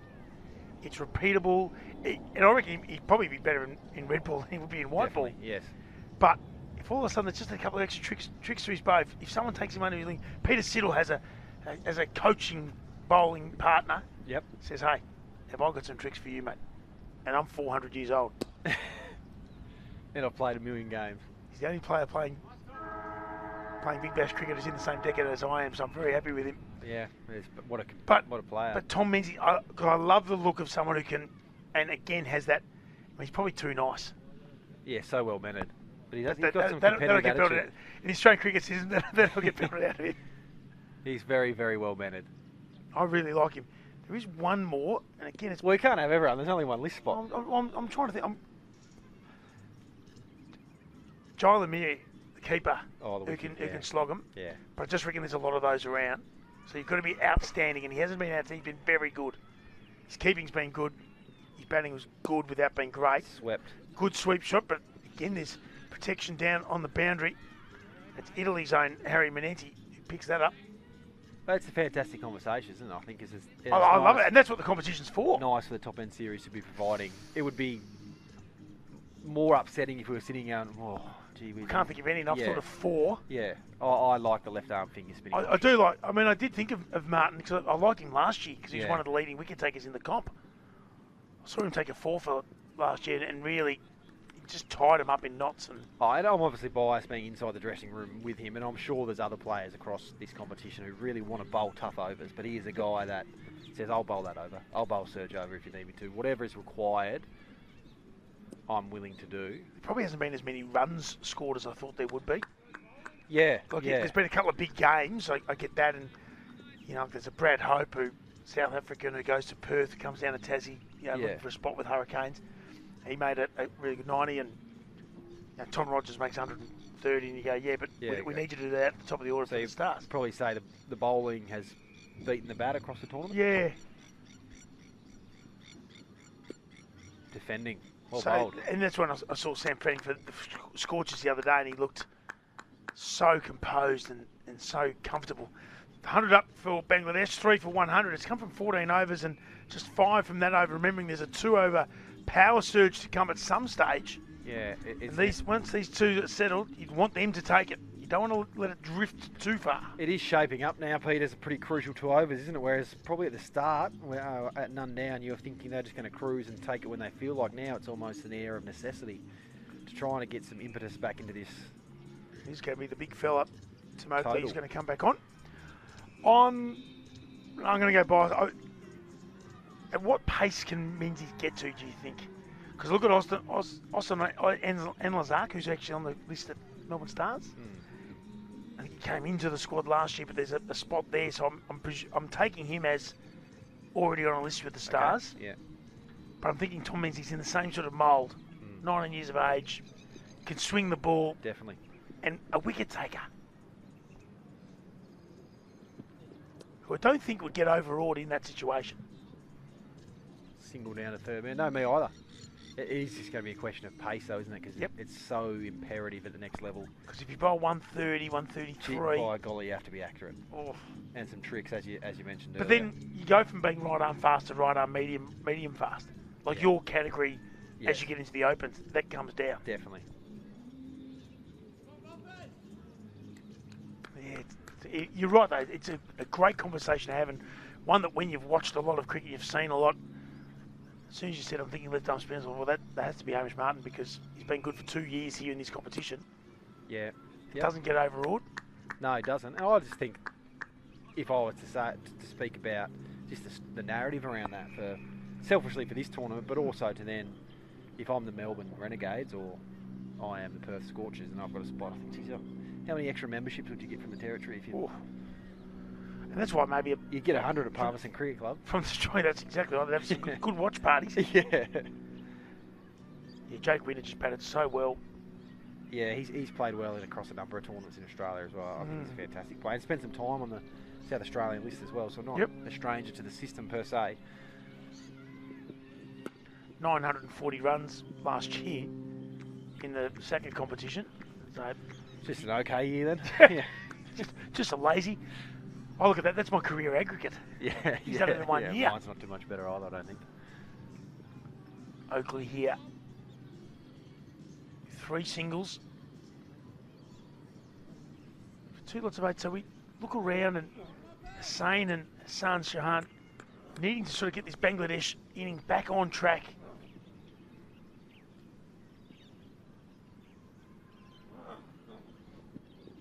Well, that's a good ball. Bounce. That's real pace on. How often you see those just take the gloves and go through? If you are the Bangladeshi support staff, what are you taking if they offered it to you right now for a score? Would you take 150? Yeah. Oh. Or you want more than that, you're going to get greedy. I always get greedy. Yeah. Especially when it gets to runs. So as much as the bowlers tell me how important it is, yeah, you win the games with runs on the board. It's a deal on the table right now. They offer you 158. Yep. Yeah, you'll have it. I was going to say 160, but yeah, 158, but it's close enough. And that's glided and with pace on. It's one bounce to Meninti down a deep third. Because I think you've got to have that score that you go, what can we defend? What are we going to back ourselves to defend? Yes, we can defend 120 if we have to. Yes. But if you're giving me a score to defend, it's 8 and over under lights, you can defend it because a wicket or two early. Just backing themselves for a big surge here, aren't they? My fear is now, and for the watchers and listeners at home, is if you have a poor surge now, 158 is a long way off. It's a long way away. But a good surge can still be 24, 26. Agreed. A good surge if you keep the wickets in hand too, as in the 2 hitters are still there. Because in post-surge, you still need batters in because they can still clear the boundaries here. They're still not massive ground. You're not playing at 90-metre MCG. Agreed. I would like to see I don't know, it's maybe a bit of immaturity in my commentary career. I don't have the numbers in front of me, but what has been the highest surge across the tournament, roughly? Can you remember a game that you've called where you thought... Yeah, I've seen 32 come off a surge. Yeah, it's a big surge, big surge. You would take that. And here it is. Right on cue. It's almost like we know what we're talking about. Yeah. We can fool some of the people some of the time. I said it at the start, if you throw enough darts, you get 180. Will my man bowl an over in this, do you think? Wadia? Do you think he bowls a surge over? I'd love to see it. Yeah. Although I've just seen Tim Oakley run in and someone who can take pace off as well. He's only gone for 5 singles. Does he go back-to-back overs? But they've just seen him for 6 balls, so maybe that counts against as well. So good point. These are all the questions that we love. Jacobs is going to bowl 1. Hanno Jacobs, he's got 2 for 22. Now he does not have the split field, Pete. He's got deep backward square leg and a deep mid wicket out. and he's got a short third man, backward point cover, mid-off, an offside ring, a 45 on the fine leg, and at mid-on he's up. So he cannot give the stumps away here. I think the Sohan will have to back away and go over extra cover maybe. He went the other way. Goes the other way and flicks it. As he flicked it away, Nielsen comes across and takes the catch. Well done. Not sure there was a huge amount of voice between Nielsen and Oakley. It doesn't matter though. That could have ended really quite poorly. Not what you need to start your surge. It's the worst way to start your surge. A wry smile perhaps on Oakley's face. It doesn't matter because Nielsen's got across, taking it with the gloves. Sunshine's gone, and Jacobs gets his third wicket. That's poor. He moved well, Nielsen then. Did he move quickly, didn't he? For a second there, that could have been nasty. Oakley almost went to ground. I reckon a bit of voice might have not gone astray there. Agreed. Of course, we've never made mistakes from here. No, it's Ever. Yeah, it's a comfortable place up here now, judging everyone, Pete, I tell you. I mean, I do it when I'm not commentating, so I may as well do it. Yeah. With cricket in front of me. So the skipper's gone. He's gone for a little flick, a little lap flick over short fine, and it hasn't worked. And it brings the solidly built Yasser Ali Chowdhury. He's in at 6, and he's got some work to do. Saints 10 from 9. Just haven't really got some partnerships together. Opening stand of 48. Another stand of 39. Just none of those match-winning partnerships together. Can Chowdhury get going? Can he get going quickly? It's really hard at times, unless you're a specialist for the surge, to come and start. Sometimes it works against you because you're now starting with 5 in front of your face, or there's only 2 out, or really hard. And you've seen some guys in international cricket and domestically become masters of starting like this. Think of Tim David. That's how he burst onto the scene. He is the name that comes up each time, and fair enough too. They've got 1. They're going to try and get back for 2. And they're going to get there. Jacobs gave it everything and then holds on to the pill as there's no run out on offer. Well played, Chowdhury. He had that in his mind from the minute he tapped it into square leg. But have a look at him. He's a solidly built character who can hit a large ball. He's got mid-on, mid-off, up. In fact, he's got everyone on the offside up. So 2 out on the leg side. there's probably 2 options for big hitters, if you like, not so much the 360-degree hitters. I think I wouldn't be surprised if I see just a little shimmy to the leg side, try and open off the offside. Stands there and gets hit in the melon. So we're going to get someone to come out and have a look. Those helmets only have to do that job once.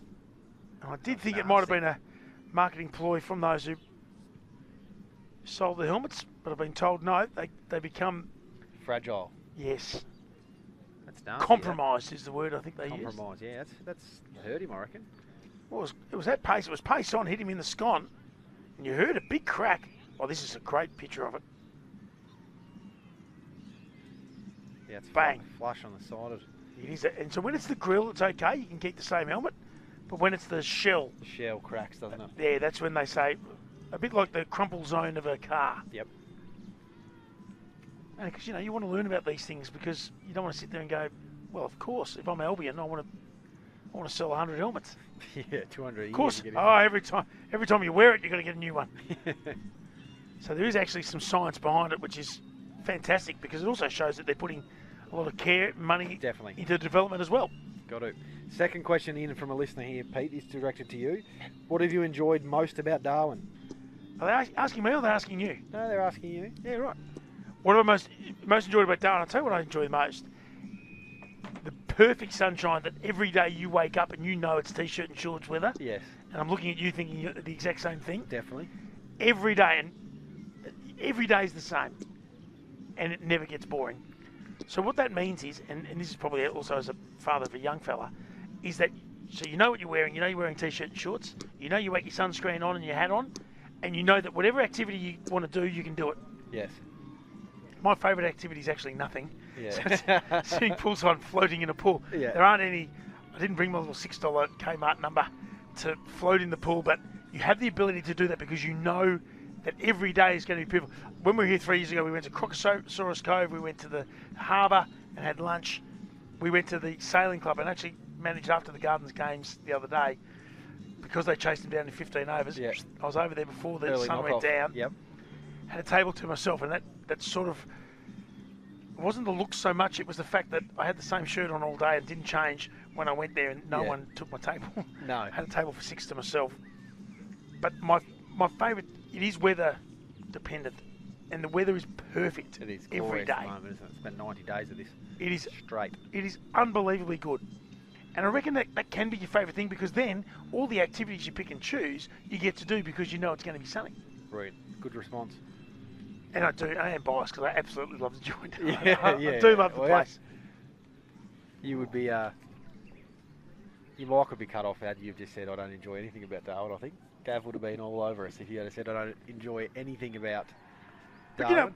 you know, and I say this with the greatest respect, if you didn't like it, don't come. Yeah, no, I'm like that. Don't accept the invitation, or Yeah. don't seek out the invitation to be part of it. Absolutely.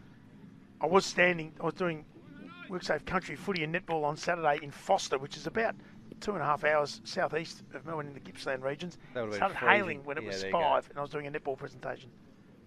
Chowdhury now. Got all the checks. Oh, he wanted the offside.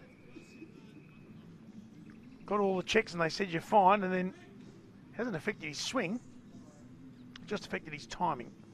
Couple of good balls from Jacobs here. Short one was, well, couldn't get more accurate if you tried. It's a timely shout out to Gav Dovey, who's CEO of NT Cricket, I think, and just the growth of the organisation as a whole since he's been here. Absolutely. Which I'm biased because I'm a part of it, but Well, I'm biased because I reckon he does a great job, and I've known him for a very long time since Yeah. he's manager at the cricket team. Whoa, wow-wee. there you go. That is 6 of the best from Chowdhury. Even his teammates are saying that is 6, and then a little clap as well, but good little bit of umpiring. Just as well. shimmy to the leg side, Pete, didn't he? Gave himself some room. And again, it's that length point. He got the length that he wanted. And it was just an extension of his arms through the line of the ball. Pretty effortless 6, really, but the batsmanship, for the want of a better word there, is you can see there he's shimmying I think that's to the leg perfect word for it, because everyone can play shots. It's choosing when and then executing those as side. well. It's a beautiful shot, that. This time the pace is off and it gets turned around the corner. They run the first one hard. It's a long, long chase out there. Flicks it back as well, but does mean that they will come back for 3. They've run it hard and they've done it well. Hussain supporting his new partner Chowdhury there as well with some really good running. Does mean that they get 11 from the over. They have lost Good the finish, wicket though. big finish. 4 for 116. They could be on track for your 22-25 if they go 11 again. I reckon it's what you want, because you want to do it when you've got batters in. And it is going to be your man Oakley. We're not going to see spin in the surge. We're going to see pace on again. Is that decision you would have gone for, to 2 seamers in the surge? This may sound stupid, but because of that 4 or 5 minute break, does that make any difference to remembering what you faced from the last over? A wicket fell as well. Yeah, So Chowdhury hasn't faced him. Chowdhury's on strike. He hasn't seen Oakley. Oakley also is good at taking the pace off. Yeah. So yeah. Jacobs will finish with 3 for 33. Some good figures. What Oakley has is the ability to bowl, and it touched on that point around Menzies, is Oakley has the ability to bowl really fast, so it accentuates the off-pace stuff, because the batter's always thinking, oh, if I guess wrong and this is on pace and it's at the badge, I'm gone. I'm wearing it. Yeah. Where guys who sit in that 125 to 130 bracket don't have the same. He actually talked factor. about going around the wicket into the right-handers as well. Margin for error is low, but the reward is high. Yeah, I think he's coming around the wicket here just to angle into the batter's heels. So he's got Give no room whatsoever. he's gone a split field to the lefty where he'll come back over, but he's saying I'm just going to try and either hit hard length between waist and shoulder, or I'm going to bowl Yorkers. They're the 2 I'm setting up for if I am Hussain now. So saying the left-hander, he's 10 from 9. He's got the field up, and he's got a few chances here against Tim Oakley. He does have some good pace behind him, but also takes the pace off a lot. He's going to have 2 fielders out on the leg side, and they are a long, long way back. So he goes out to the offside and beats the Yeah, fielder and hits it for 4. Beautiful shot. It is the danger. You mentioned it earlier on. If you give yourself a little bit of room, if you've got no protection, then all your eggs are in one basket. I'm almost putting that down to good batting, Pete, I think, rather than mis-execution. It was over the stumps. Good shot. Very good shot. Yeah, I think that's good batting. I'm happy as coach. Again, I'm forecasting. I'm not inside the dressing room what the plan is, but it looked like he wanted to go back of the hand, in at the hip. Batter read it best, but more so he executed then. And he spoke about it. If you execute your plan and they're too good, that's okay. Yeah.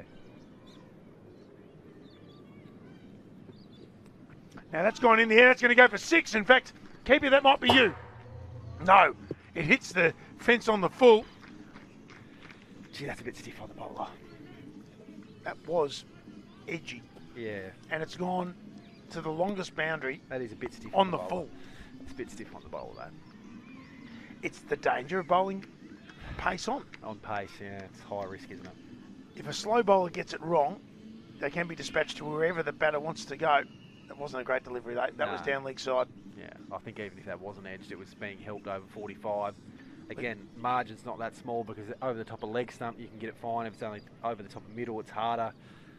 Yeah, it's tough. I think it's really, really hard to bowl these overs to a guy that is seeing them like beach balls at the moment.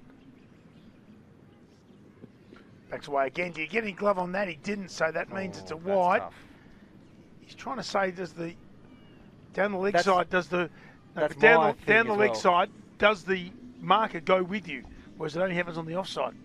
Because that's still on the mark. There, in the surge, going back to our original point at the start of broadcast, is in the surge, I want the line to move. Because that's so hard. He's actually read the play, executed near on perfectly, and he's getting done for a run. Because the batter went leg side. Was he so far to the leg side though that he could have got it inside the blue marker on the offside, because that doesn't move, and he wouldn't have been able to hit it. Yeah, agree. But if he just throws the bat, I just think surge maybe the lines could move. Yeah, it's just another element you're asking the umpires to think of. Yeah, yes, and I'm careful of I would like them to get the decisions right first, and the line can stay. But that is hard on Oakley. When the batter is clearly going leg side, like when you know they're going because of the field, you are tempted just to get close to the blue, are you? Or to the leg side. That's a beautiful shot. Slightly down leg side, and that's another 6. So maybe going pace on hasn't been the answer for the strikers here. We talk about things in hindsight, but you do have to read the game ahead of you as well. And maybe just changing it up because they did see him the over previously. The Saints saw him before as well. Yeah, he's missed there on line and length. Now that's sort of the conversation that Nielsen's having with his team, just asking, well, is there anything else we could have done? Definitely. Yeah, don't bowl half volley down leg side. I think you'd be trying to give you 158 back. No, you asked me if I'd take it, I would have taken it. Yeah. That doesn't mean I don't want more. Yeah, well, if they play well now, what are we left? There's 20 balls to go. 20 balls left. You'd think they're getting 24 minimum. Oh, they'd want 170 here. Still 2 to go here as well. And this has been a huge surge over, which will take us to It has. There's 18 from this so far, and there's 2 balls still to come.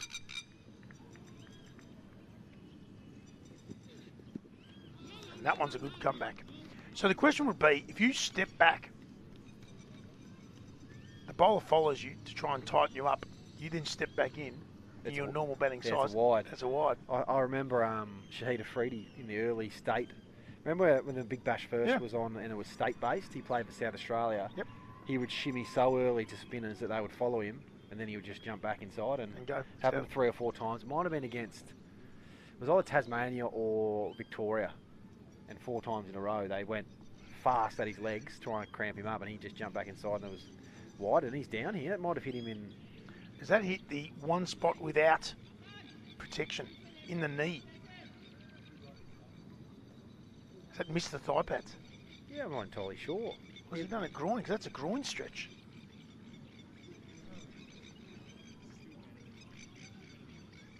There's not a lot of sympathy from the strikers players. No. This always happens when the innings break food gets delivered early. The innings gets stretched out. It does, and the food goes cold. Every time. So previous to this over, the 2 lots of 11 were the highest, and that was the 16th and the 9th overs. They were the highest run-scoring overs in the Bangladesh innings. This is 18. Beautiful conditions here at DXC Arena for the 2025 Top End T20 Series, sponsored by NT Tourism, with the Northern Territory Government, Northern Territory Major Events Corporation on board as well. Kookaburra and Gatorade, of course, getting on board. They've been partners with cricket for a very long time. Pretty happy that Thrifty got on board as well with their cars, even though Geordie Wright left mine in the airport car park with possibly the worst photo and description of where it is in the history of the world. Live standings just flicked up there, and I think the Melbourne Stars net run rate was 0.01, and I just looked at the NT strikes, which was like minus 0.07, so that's close. It's close. We could have just slipped into the 4, and then I would be unbiasedly cheering for Bangladesh here. But even though you got half a side. Yeah, I was actually just thinking, well, I might have to come out of retirement. I did tell you I didn't bring my gear, which was a shame, because I do have the top. I've got the Northern Territory Strike beanie. I had worded up our head of cricket, Nick Winter, actually. I said to him he's a chance. Definitely. Oh no, those days are long gone. Yeah. Put on a real corporate voice. On dropped. Now that is harsh, saying that's dropped. Yeah, that's a half chance. Yeah. But it's a half chance. Nonetheless, yes. We've added a few of these half chances together, unfortunately for Tim Oakley. 2 of them have been his. Super over for the Bangladesh batters. Big over indeed. 18, 19 from it. Let's have a look at that again. He did roll his fingers on that, got the hand up. So 19 from the over, 4 for 135. That is a big over and a big power surge. We mentioned the power surge before. Massive. 30. There aren't many bigger. They did lose 1 wicket. That was off the first ball. That seems a lifetime ago. It does, doesn't it? Delay in O'Connell now. Chowdhury's come out and hit him well. Hussain has joined in. 27-14 now. Hussain almost certainly shaping up to slog sweep over the short boundary. Reverse. Goes the other way. Can't beat the field. Found the fielder. Probably thinks that O'Connell's going to predominantly bowl either wrong-uns or his offies. Because if he bowls a traditional leggy, Hussain will be hitting to the short boundary with the spin. Yeah. Dangerous end for O'Connell to be bowling, but he doesn't want to be bowling as flies try and take over my microphone. And that's gone all the way. That's into the bar. That's ordering a Carlton dry, or possibly a Carlton zero because they're still playing.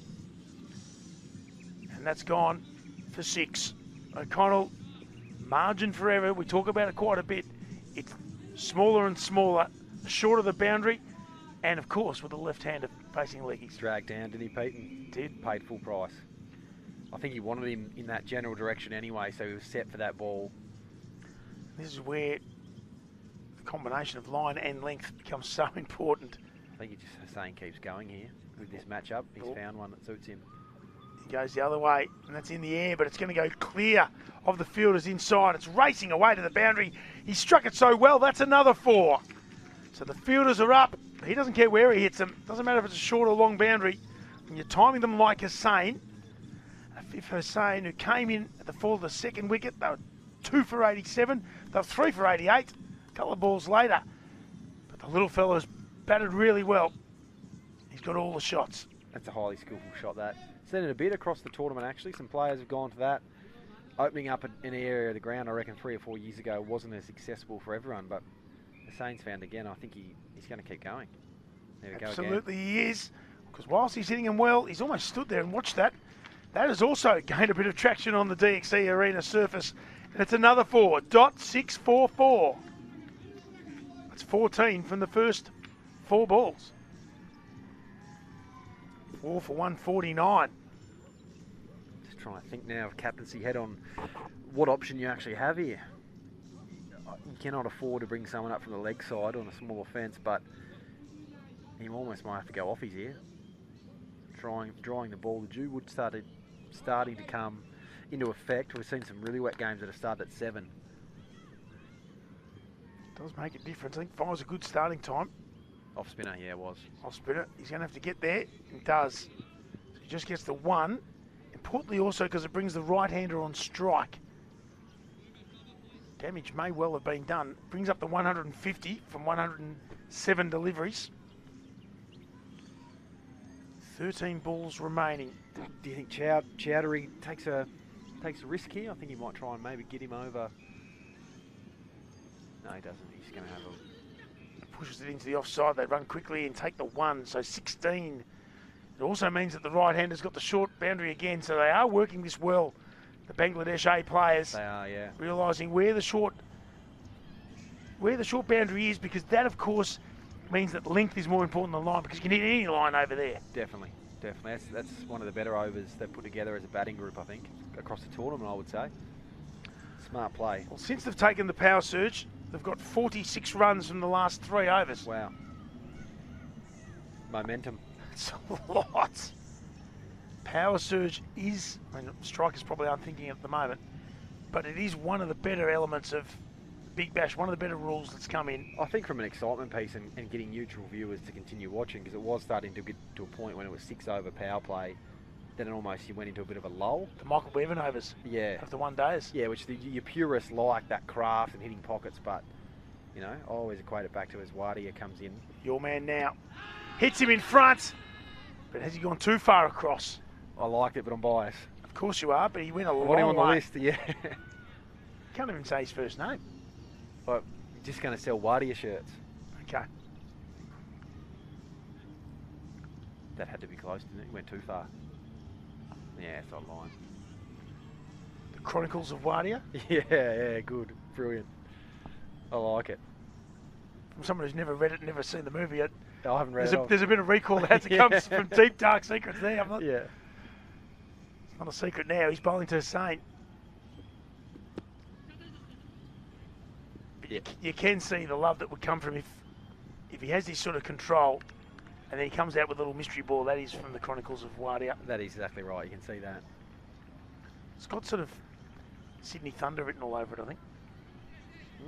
Out at the showgrounds.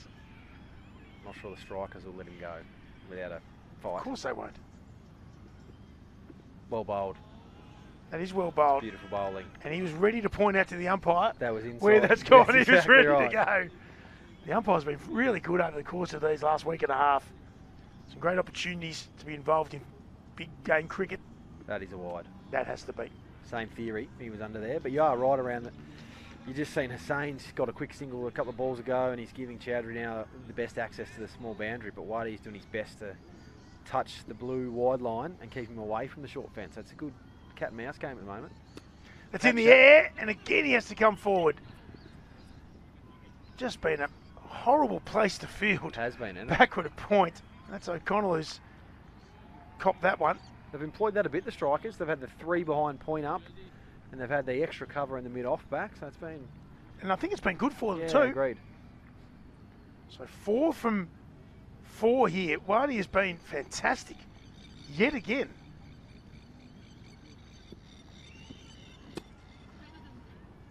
You'd almost go, if you can get out of this over, I know Hanno Jacobs has taken 3, but as far as pick of the bowlers and who'd be leading the vote count from a striker's point of view, Waddy would be right up there.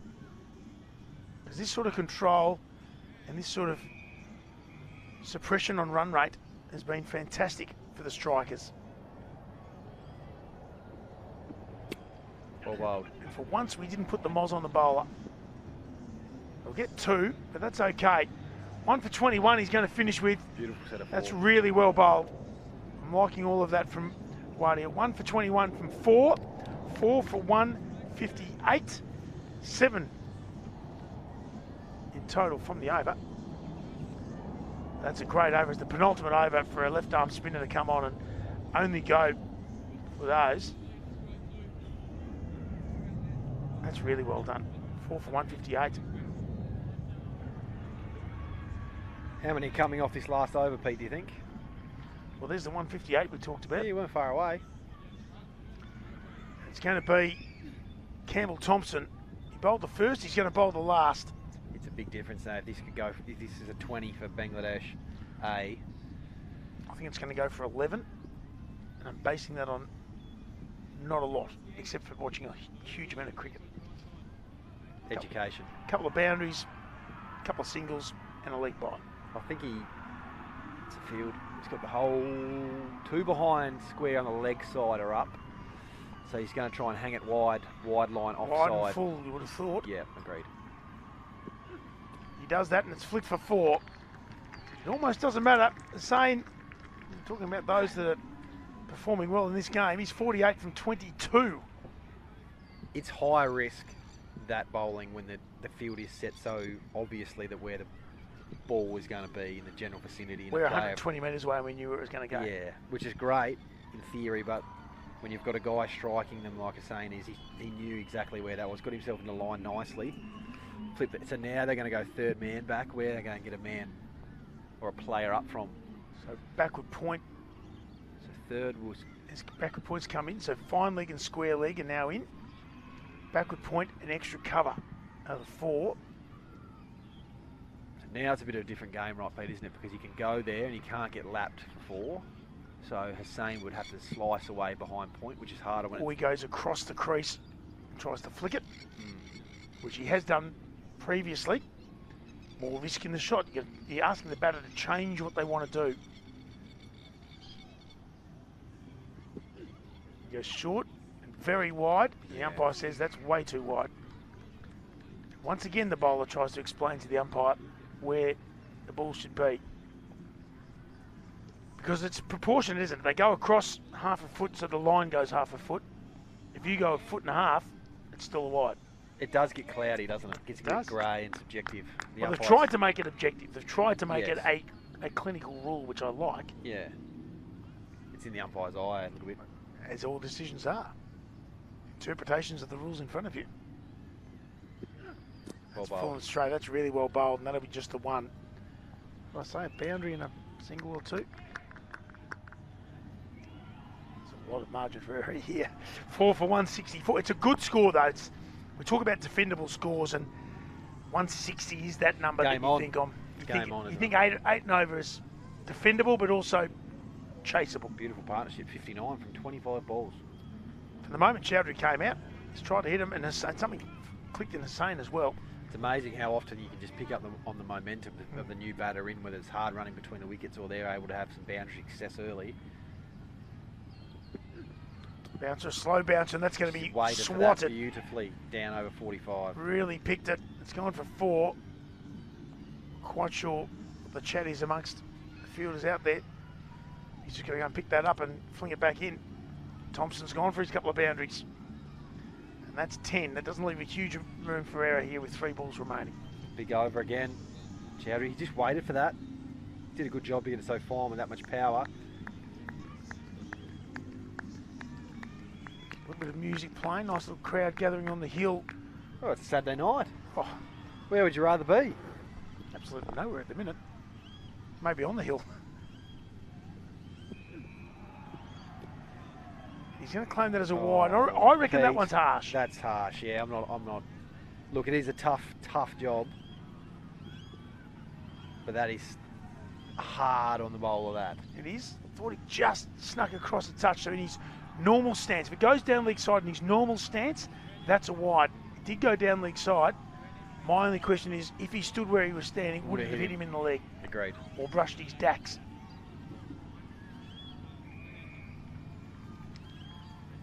Batter's game here. Could be a bowler. Thompson. He's done a pretty good job, Campbell Thompson. That's gone miles in the air. That could be for mine.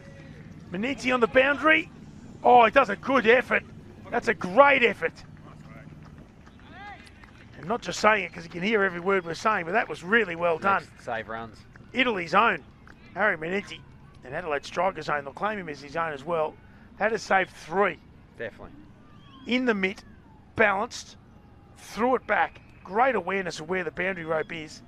Here he is right in front of us. Gets as far back as he can and flicks it back. Almost rolled down the forearm. Really well fielded. You can practice it until you're blue in the face, but to execute it under pressure, that is when that's when it matters. It's high skill, isn't it? Kept it to 2, saved 4 runs. That's down leg side. He can't complain with that either. I think that is a wide. That is a wide. Just those extra runs, those extra deliveries, they're not helping. because you also think, okay, so I haven't executed the plan. Do I stick with that plan, or now do I need a new plan because I've seen what that plan was? Yeah, that's a good point. That's a good point. And I think that's where the best T20 bowler is just so clear at the top of the mark. This is the ball I'm trying to execute, and to touch on your point earlier, is that if I get into 6 bowling a back of the hand slow ball, but I've executed to the best of my ability, so be it. Your point now is that just when the doubt starts to come in is generally when you miss on line and length and you pay the full price. Do I go back to a stock ball that I know I can execute? Yeah, it's full and straight. That's well bowled. Doesn't he turn around quickly to have a stare at the umpire? Ooh, Chowdhury thought wide. Well, Where you sit on that one? I'd love to see a replay. Me too. I was watching it live, so very hard to see from deep mid-off, whether it's just snuck into the blue markers. It always looks a bit worse when the batter goes leg side, and I'm happy for the umpire to be like, well, if you had stood still, mate, you could have hit it. Well, I'm going to back the umpires in because of the body of work that they've done, and they've got a vast majority of them right. So I'm happy to back them in on this occasion. Of course, if I saw a replay it was outside the blue markers, I'd jump ship pretty quickly. Shocking decision to be saying. Probably would be that hard. Yeah. Last ball. And hits it. Hits it like it's the last ball he's got as well. Coming around. It's going to be a good catch. It's just come out at the end. You've got to get the ball in because they're going to keep running. They've run another. They're going to get 3. Now he wants to go for 4, and they say, no, let's not be silly about this. So Sane misses out in the 50, but that's okay. He's run beautifully. Beautiful innings. 4 for 175. They'll take 17 from the last innings, from the last over. 4 for 175.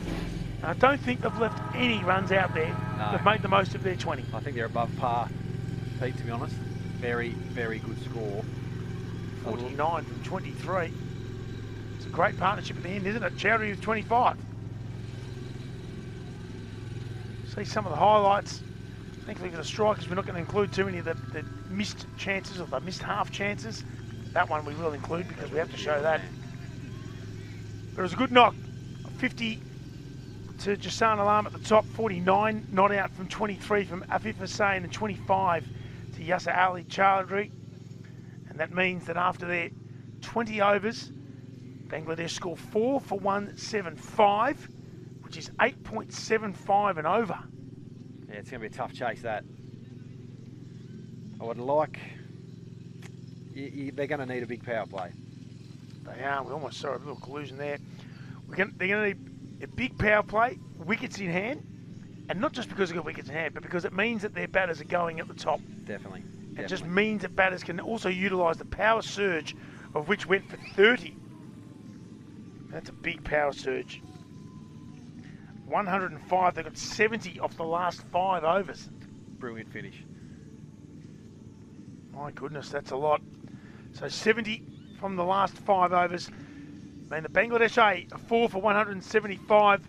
Same with an unbeaten 49 from 23. Yasser Ali Chowdhury with 25 from 15. He's unbeaten as well. Pick of the bowlers, Wadia with 1 for 21. And of course, Jacobs with 3 for 33. 175 is the total. We'll be back to see whether the strikers are playing finals in just a few moments' time.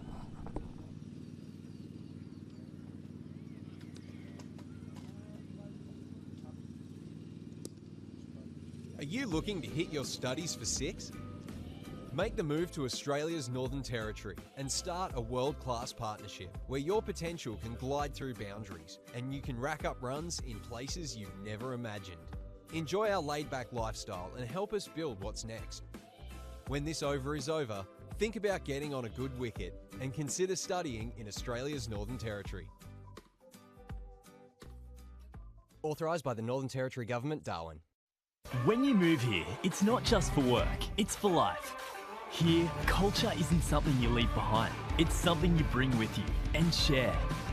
Great jobs, no long commutes, and weekends that start as soon as Friday ends. From the red desert to the tropical north, this place doesn't just welcome you, it transforms you. Australia's Northern Territory. New boundaries, new territory.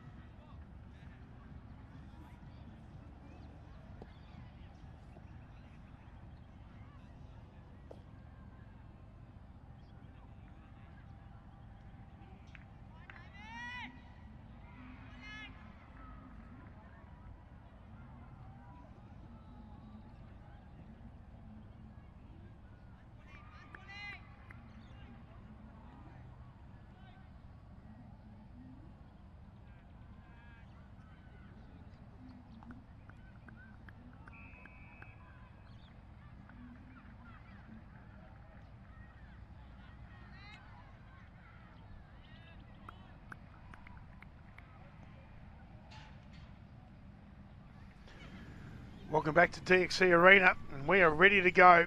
Once again, top End T20 Series, sponsored by NT Tourism, comes down to the last game to find out who is playing finals.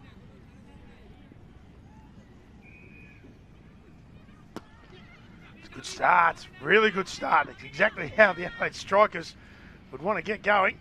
The ball's raced away, and it's a boundary from the first ball.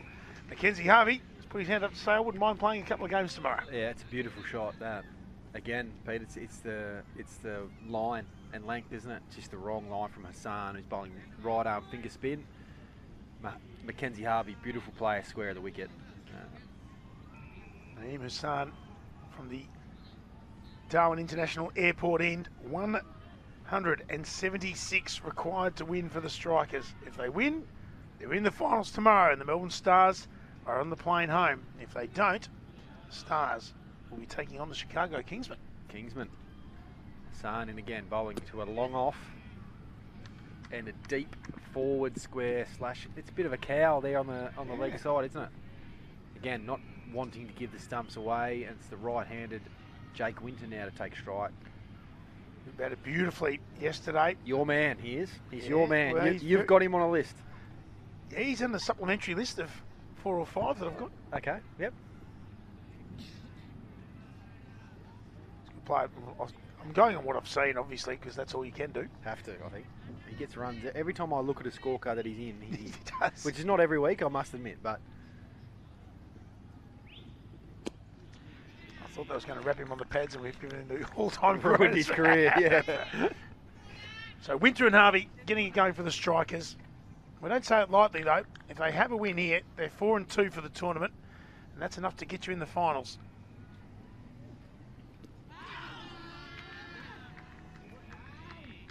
They're not going to die wondering, are they, the Bangladesh? So Bangladesh, they're 9th as it stands. 2 wins, 3 losses. Wins over Nepal. And the Stars, no, they lost the Stars, and the Northern Territory Strikers, I should say. Yeah, sorry, Trent. Played beautifully against us, actually, Bangladesh. Yeah, 172 is a good Hassan score. again. Winter. Dot. This is actually their second highest score that they've made for the tournament. Pete Loser with you. Trent, keep joining us from the NT Strike. Required rate 8.92. A couple of unders there, and it goes quickly to 9.5, Pete, and that's a heavy chase. Winter again. Knocked into the leg side. He'll take a single 6 from the first. Very similar to what we saw in the Bangladesh innings. It's a good score though, 4 for 175. They really powered towards the end. 70 runs from the last 5 overs. We talk about momentum. Can you take momentum from your batting innings out onto the field? I think you can. And that's a great start. I reckon if you had offered them 6 off the first over from Hassan there, that'd have jumped at that. It's just going to be notoriously the 2 hardest overs are 2 and 3, and what a sunset. It's just unbelievable. You asked before, it's been the best thing about Darwin. Have a look at that. Where else can you go on planet Earth and grab at that? Every night. Every night. For 3 months. For 3 months. It's remarkable. And watch cricket of this standard every night for 12 days. It has been really and good day, too. every day. Well, I was going to say, don't forget tomorrow, semi-finals, 10 o'clock at Gardens or 10:30 here at DXC Arena, and then the final at 4 o'clock local time. Here he is. I picked this guy early, Ripon Mondale. He bowled really well last year's tournament. I haven't seen too much of Bangladesh through this tournament. Obviously, I've seen the results. But he was one of my favourites from last year and has represented Bangladesh on the T20 international stage. Wow. Well, you just don't get to that level of cricket if you haven't got skill sets, Pete. So, one to watch. If, say, hypothetically, the Strikers win, what 2 franchises bring the biggest crowd come 4 o'clock tomorrow afternoon? Do you think the Kingsmen, people turn up to watch them? I think they do. And that's got through, so that'll be 4. More off the gloves than anything else. You would have thought, but it doesn't matter because it's 4 runs anyway. Harvey's just having a bit of a chat. It's a bit quicker. Got through. Skidded on, didn't it? Well, if we wanted the biggest crowd, we would have got Nepal and Pakistan in, because last night it took about 45 minutes to get out of the car park.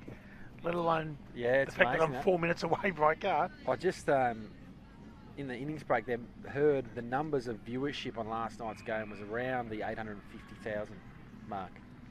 Which is just remarkable. One Incredible. game. And that's without the direct numbers into India, Pakistan, everywhere else. So it's going to be Pakistan and Perth Scorchers. They're going to be playing over at... Well, that's a good game. It's a great game. They're going to be playing over at Gardens Oval. I hope they're going to bring another bucket of balls out there. We've got one. They're going to come back for a second hit. Could be close. I think it was out. I reckon maybe the bowler could have got behind the old stumps like they used to in Kanga cricket. Milo cricket, you had to get behind the stumps. I remember my very first cricket coach telling me that. That's in the 1% basket. So there you go, coach. I haven't forgotten. But they're actually doing something that you don't often see anymore, Bangladesh. They've got the two fielders out on the leg side, fine leg and square leg to Harvey. So they're going to try and obviously hover around his middle of leg stump and cramp him for room. The offside is all up. Very rare these days, I think.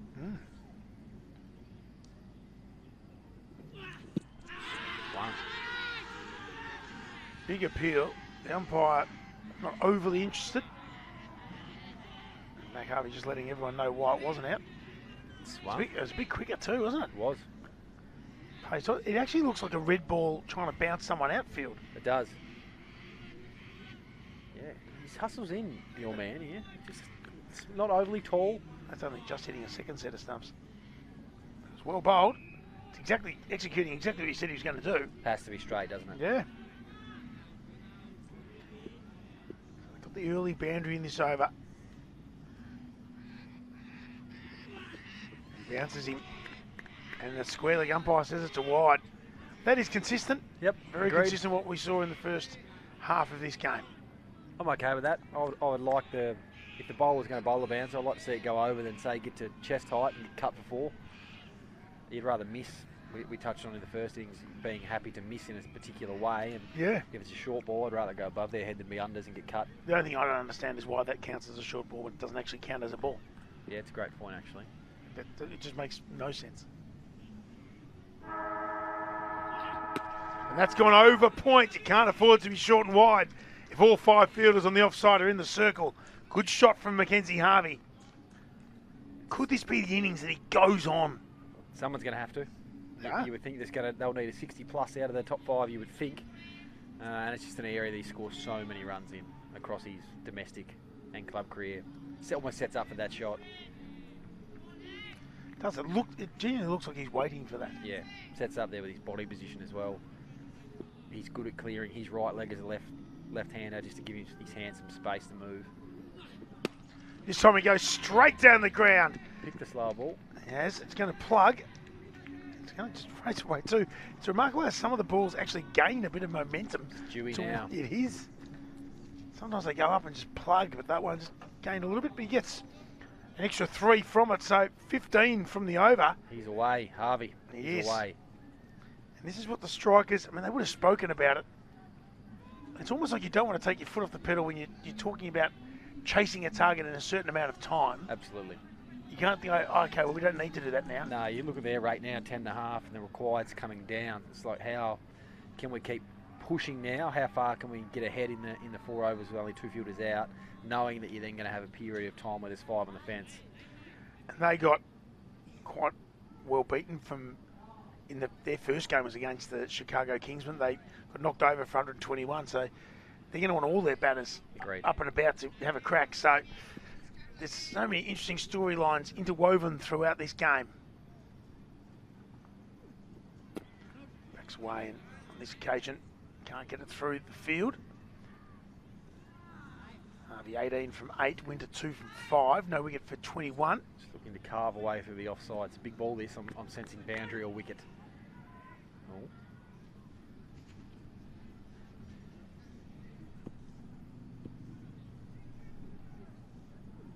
Oh, he's found the field again. They have 1, 2, 3, 4 men there. How's that light going in the maintenance shed? Yeah. When you're batting at this end. Yeah, not great, is it? They need to turn that off, don't they? I shouldn't have said it to you because you probably didn't notice it. I said. It's a good shot through the offside. It's going to be a big chase again. Long, long way out to that boundary. It's going to be picked up just inside. Great chase. Comfortably get 3. They almost, they turned around and had a look for 4. It's a really good chase though. Put his head down and just went. Naeem Hassan bowling the first 2 overs from the Darwin International Airport end. It's an interesting little period of time for Winter now. Pete, he's 2 off 5. Does he just get a single and feed strike back to Harvey, or is he taking a risk here, do you think? Would have thought just the one, knock it down. He's got plenty of room to do so. Or hit it as hard as you can to mid-off and get none. He'd be disappointed that he had all the time in the world to pick out where he wanted to hit it. Yeah, disappointed he didn't get a gap there, I think.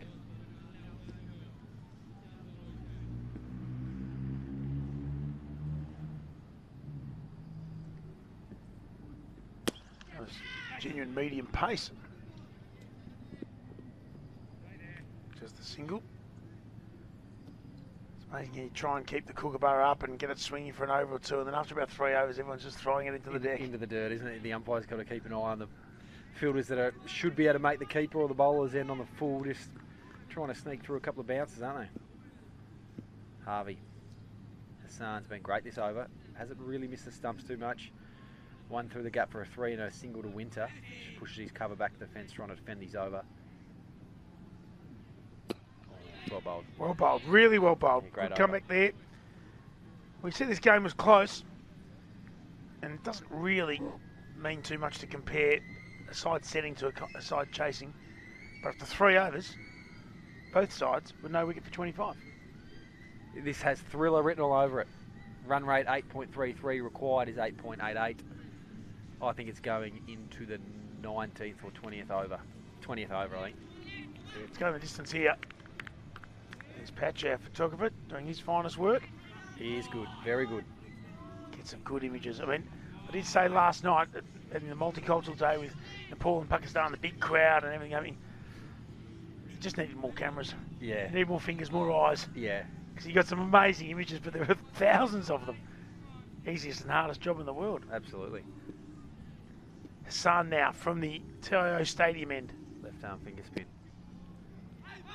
He's bowling to long off in that deep cow. 2 behind square leg on the 1. Mid on is up, long off back. There's a box catching cover. A cover and 2 behind point for the right hander. For the left hander, they're going to go 1, 2, 3, 4, 5 on the offside. Leg side, long on, deep forward square leg, a backward square leg, and a 45 fine leg are both up. So the leg side is open for singles. Right into that gap. It is, and he heaved it away to the leg side. It's going to be a good chase. Can he get there? He can. That's a great effort. Diving. Harvey, there's a bit of confusion. He sends him back and says 2's enough. He's kept that to 2. That's great fielding. I reckon there was 3 there. There might have been. For some reason, Harvey didn't want to go. And he's the quickest one we know. Winter was ready. That was sort of middle and leg and heaved away. Yeah, he won't want to get too wide on the offside here. They've got short third and backward point. Harvey does like any bit of width through there. About there. Didn't get the gap. It's just straight to point. That's why and it's clearly why the Bangladesh A team are operating with the 5 on the offside, is because they understand that's his go-to area. It's hard to find a gap when they're all on the 30-yard circle. It's a huge. I've said it a bit tonight, Pete, but this is a big ball again. Last over of the power play. Harvey's ticking. This time goes straight. That's a beautiful shot. That's 4 runs. Clean as a whistle. He hit it straight. He knew his areas. He didn't want to hit it to the leg side where long on was positioned. That went straight over the bowler's head. Yeah, gave himself a little bit of room, didn't he? Got his hands free. And once he got our favourite point tonight is the length. Once he got that, it was just about executing over the bowler's head, and he did it with a plum. It's a nice shot, isn't it?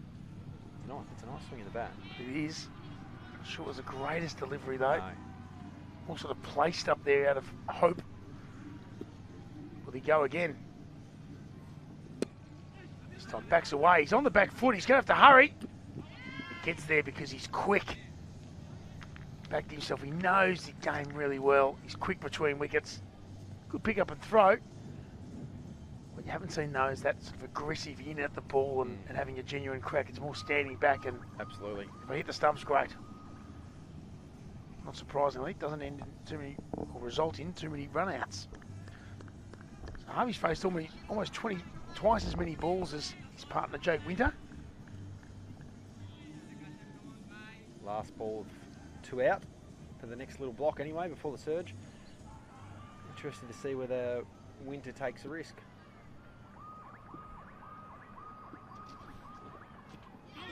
He doesn't. It's probably not the worst result for the strikers though, because it'll leave the left-handed Harvey with the leg side boundary being the short one for him. No wicket for 33. You wouldn't believe it. They were the same. They were the same. Spooky that now, as the sun has set. Dew's a big factor. Pete, as we know, we've seen the games that have been played at lights. It's been worse when they've started at 7 and gone late into night. Well past my bedtime, that, for the record. But even these games now, you can just see it starting to set in under the lights, and it makes a huge difference to the teams who have a number of spinners in the second innings, and fielding being clean is tough, really tough. You say it lightheartedly, but I love the 5 o'clock start. Yeah, it's great. Especially, Yeah, I mean, weekend of course, but it's a beauty. Me too. 7 o'clock, too late for me. 5 o'clock, oh. That's over cover. That's a lovely strike. And yet again, it's going to be a big chase. And yet again, it's going to reach the boundary. That actually gained speed as it went. Chewing off. Well struck. I mean, you've got to hit him well for that to happen. Hassan comes on from the airport end and gets smashed over cover. Having real difficulty, Bangladesh A at the moment, controlling the offside of Mackenzie Harvey. You just have to bowl so straight. Risk getting swept for 4, I think. Step back and smash that down the ground as well. That's going to go for another 4. Back-to-back boundaries for Mackenzie Harvey. He really has just laced that. It's a very interesting swing in the back. It's not vertical, nor is it completely horizontal, so it's hard to defend the ground when someone can back away like that and access over the bowler's head or beside the umpire. Very, very difficult to defend, so intrigued to see how Hassan goes here. Big appeal. I thought there was a bit of glove there. May have been mistaken. He's given it a run. No, the umpire agrees. He doesn't agree. I've agreed with him. His decision's a little bit more important than what I think's happened. Harvey's 37 now, 38. Winter 4 off 9. That's a great opening stand here. Harvey 37 from 18. Flying. Striking at 200. Winter. Push that to the circle edge, and that's usually where you can get 2, but on this occasion, Hassan was fantastic. That was really good athleticism. It's also pretty clever batting from Winter. You almost can't lose there. Just understanding his role a little bit there, isn't he? For someone who can hit him. But when you've got someone down the other end who's hitting him as well as Harvey, did say we just want Harvey to go on. It's in the air, but it won't rake all the way to long on, just a single.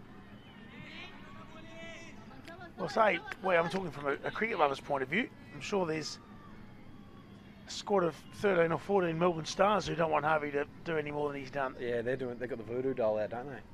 For a wicket. Quicker and flatter and at the pegs. Winter once again turns onto the leg side and he'll take a single. So 2 4s and 4 singles have scored of every ball of that over. 12 from it. No wicket for 45. They're going at 9 and over. And as we know, that will get them home. Not just home, that'll get them into the semi-final here at 10:30 tomorrow morning against the Chicago Kingsmen. Yeah, irrelevant of who makes the final spot up, I think it's going to be a great day of cricket across the territory tomorrow. But we've seen across the tournament this year that things, when the batting team just seems to get on top, it happens quickly, and then all of a sudden a couple of wickets swings it either way. So I'm sure the Bangladesh A crew at the moment is saying if we can get 1 or 2 and apply a bit of pressure, get the rate back on to a number that we're comfortable with, you can just never be too sure how it's going to go. And a bit of pressure mounting on Winter's shoulders now to get himself back up to at least 100 strike rate, with Chowdhury coming into the attack to bowl left arm seamers. Coming in for the Stadium end. Oh, that's a great shot. It's going to get one. Jeez, that's pace on the ball now, isn't it? Oof. With the dew on the wicket.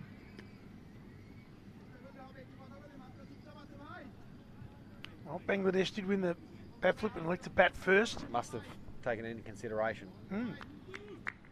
Especially now, 6th game, they've seen it. Yeah, agreed. And they've got 175 to play with. It seemed like more if they get rid of Harvey, I must say. 38 from 19. Strike rate of 200. His deep third's going to come in, and fine leg's going to go back. So that's 4 out in the leg, Pete. This has to be at him. Has to be, doesn't it? 4 out on the leg. And they're right on the boundary too. They are 70 metres away. So he backs away and hits over cover. He knew it. Oh, of course he did. Well, that's good batting.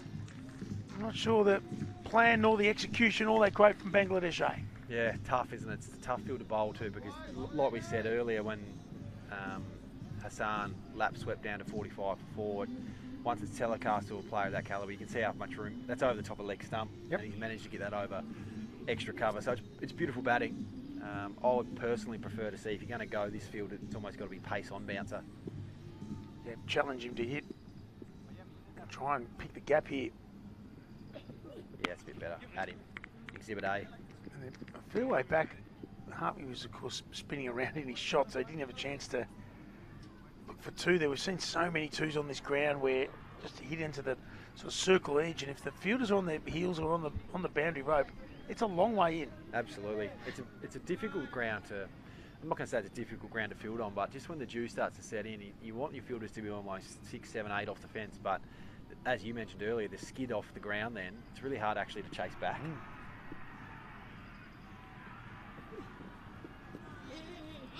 That's well taken. Still got plenty of chat out there, plenty of support, the Bangladesh A team amongst each other. Do you have a moment of the tournament thus far, Pete, from that you've seen or you've been a part of, per se? I saw one of the best catches I've ever seen from the Chicago Kingsmen out of the Gardens Oval. Against us, I think that was Hassan Khan. That was he only went for 6. That was unbelievable. Yeah, it's a great catch, wasn't it? I think it was during the power surge as well. Yeah, it was actually a real big turning point of the game, to be honest. But and that's in the air. It's going down to deep third. It's not going to carry though. It's almost going to bounce over his head. He's actually done really well. Throw's not great, but at least it was quick. Just release it somewhere. So cricket-wise, and also been lucky enough to see 100 from Pakistan. I mean, Pakistan and Nepal last night. As far as an actual highlight, that game in itself was, and the finish. To beat in NT cricket's history, I think. I know we had the international T20, which was excellent. Both of those went off.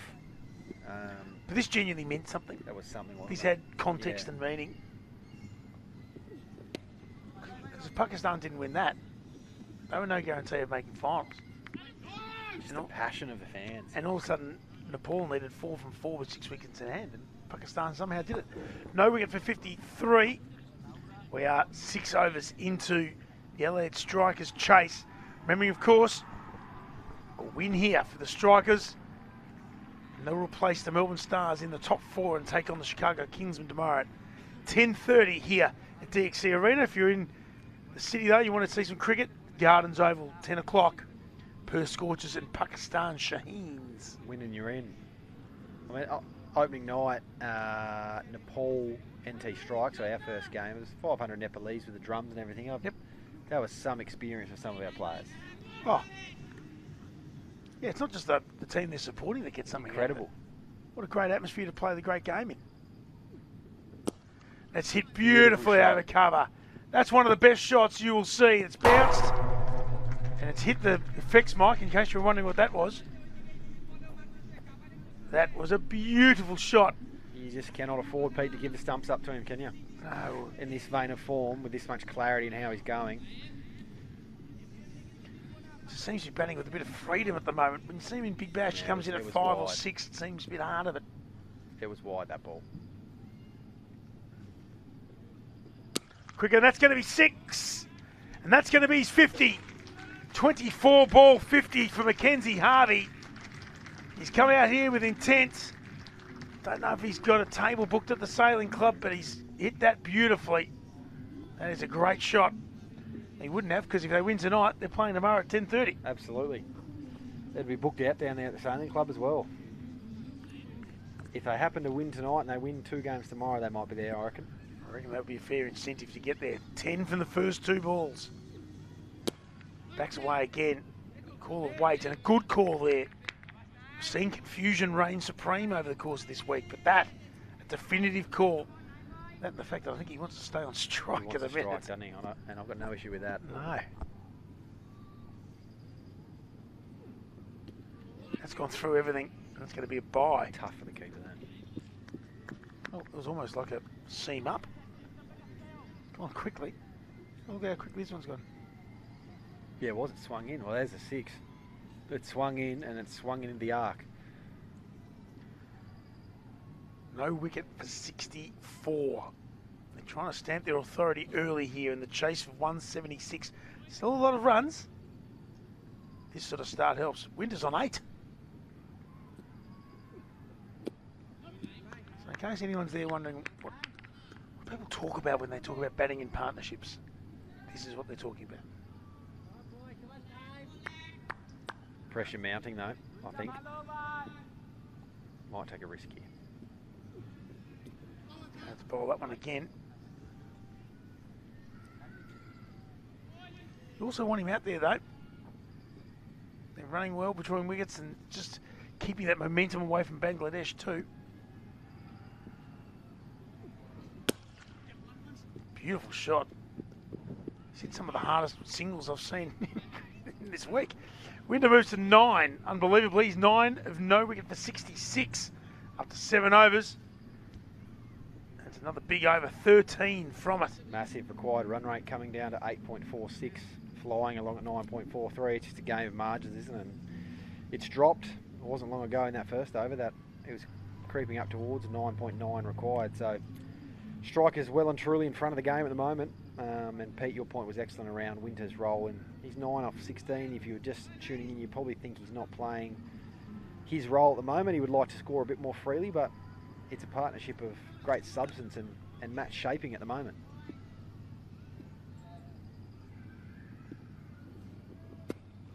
We've seen Winter beat the aggressor. He was yesterday, and they won off the back of his innings. He's player of the match. So we know he can do it. When he's done it on this ground, he's done it a day ago. Now What they don't want to do is this. it's building now, isn't it? I think this is the over that he breaks the shackles, Pete, or he might be dismissed. In fact, I'm going for this ball. He's out. My goodness. Oh. Beautiful bowling. Oh, Well, we saw in the Bangladesh innings, 3 dots resulted in a wicket. did. That was Naeem Sheikh who did that. He's 15 from 17 and then tried an almighty swaff and cut one onto the stumps. 3 dots here.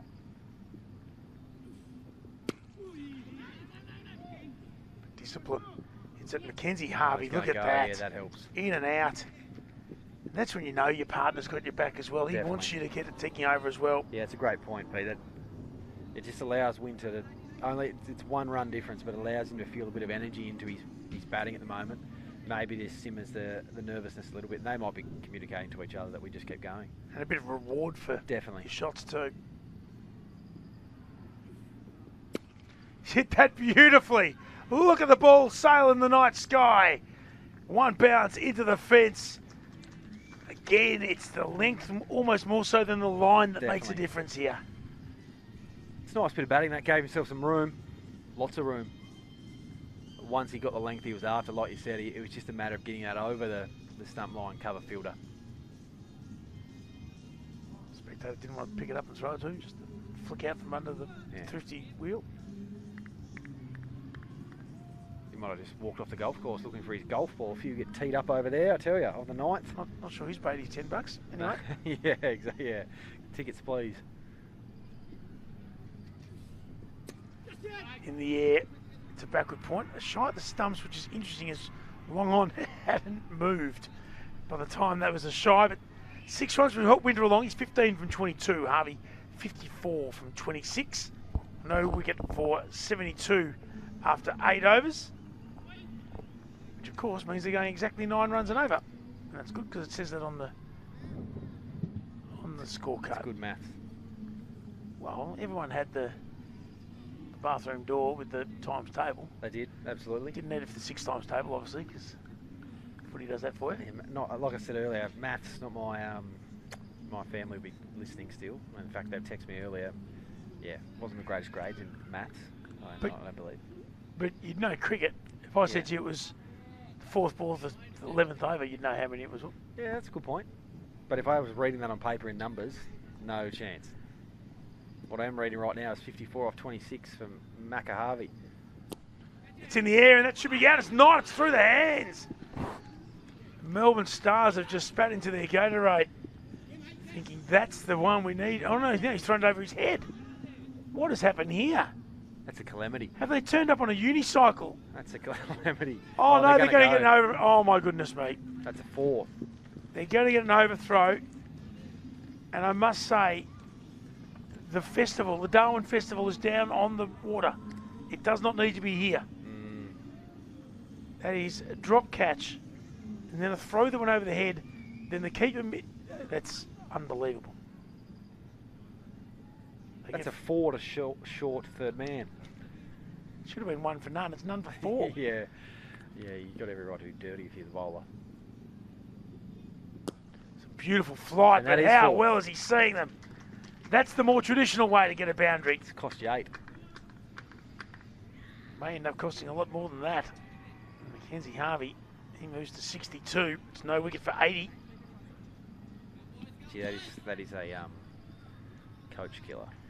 Feels like we've seen that shot before. I've seen it twice and over for the first half of this inning. Yeah, it's an interesting theory because he went high and he went wide and slow. I think that's just into the hitting arc. It's almost best off coming over the wicket, bowling into the heels perhaps.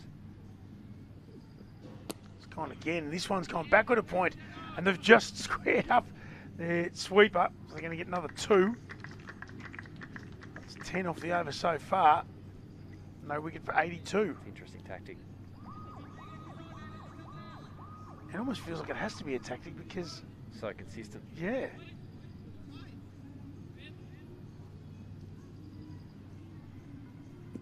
Guys on the leg side boundary are wondering what they're doing. Almost getting that. Just want Harvey here to keep his head a bit. He's been fantastic. 64. Jake Winter doesn't look too worried about it. No, he's cruising Jake Winter, isn't he? Swings again. Still same tactic. High, wide line. They're obviously working towards something. To be fair, they did create a chance. It should have been swallowed there at the second point. And it's cost them. And every run he scores now is agony.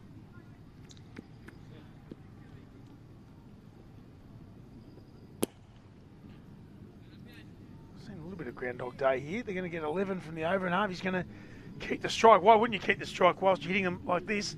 9 overs gone. No wicket for 83. Winter's 15 from 22. Harvey is 65 from 32. No wicket for 83. Remembering, of course, if the Adelaide Strikers win, they're playing finals tomorrow. And this is what they did. This is exactly what they did last year. When you're in quarter final, it feels like, doesn't it? Well, last year they got in, and then they beat Pakistan and Bangladesh. Champions. Won the champions. Liam Scott, player of the tournament. And then he ended up being player of the One Day Cup. On the strikers list, Aussie A.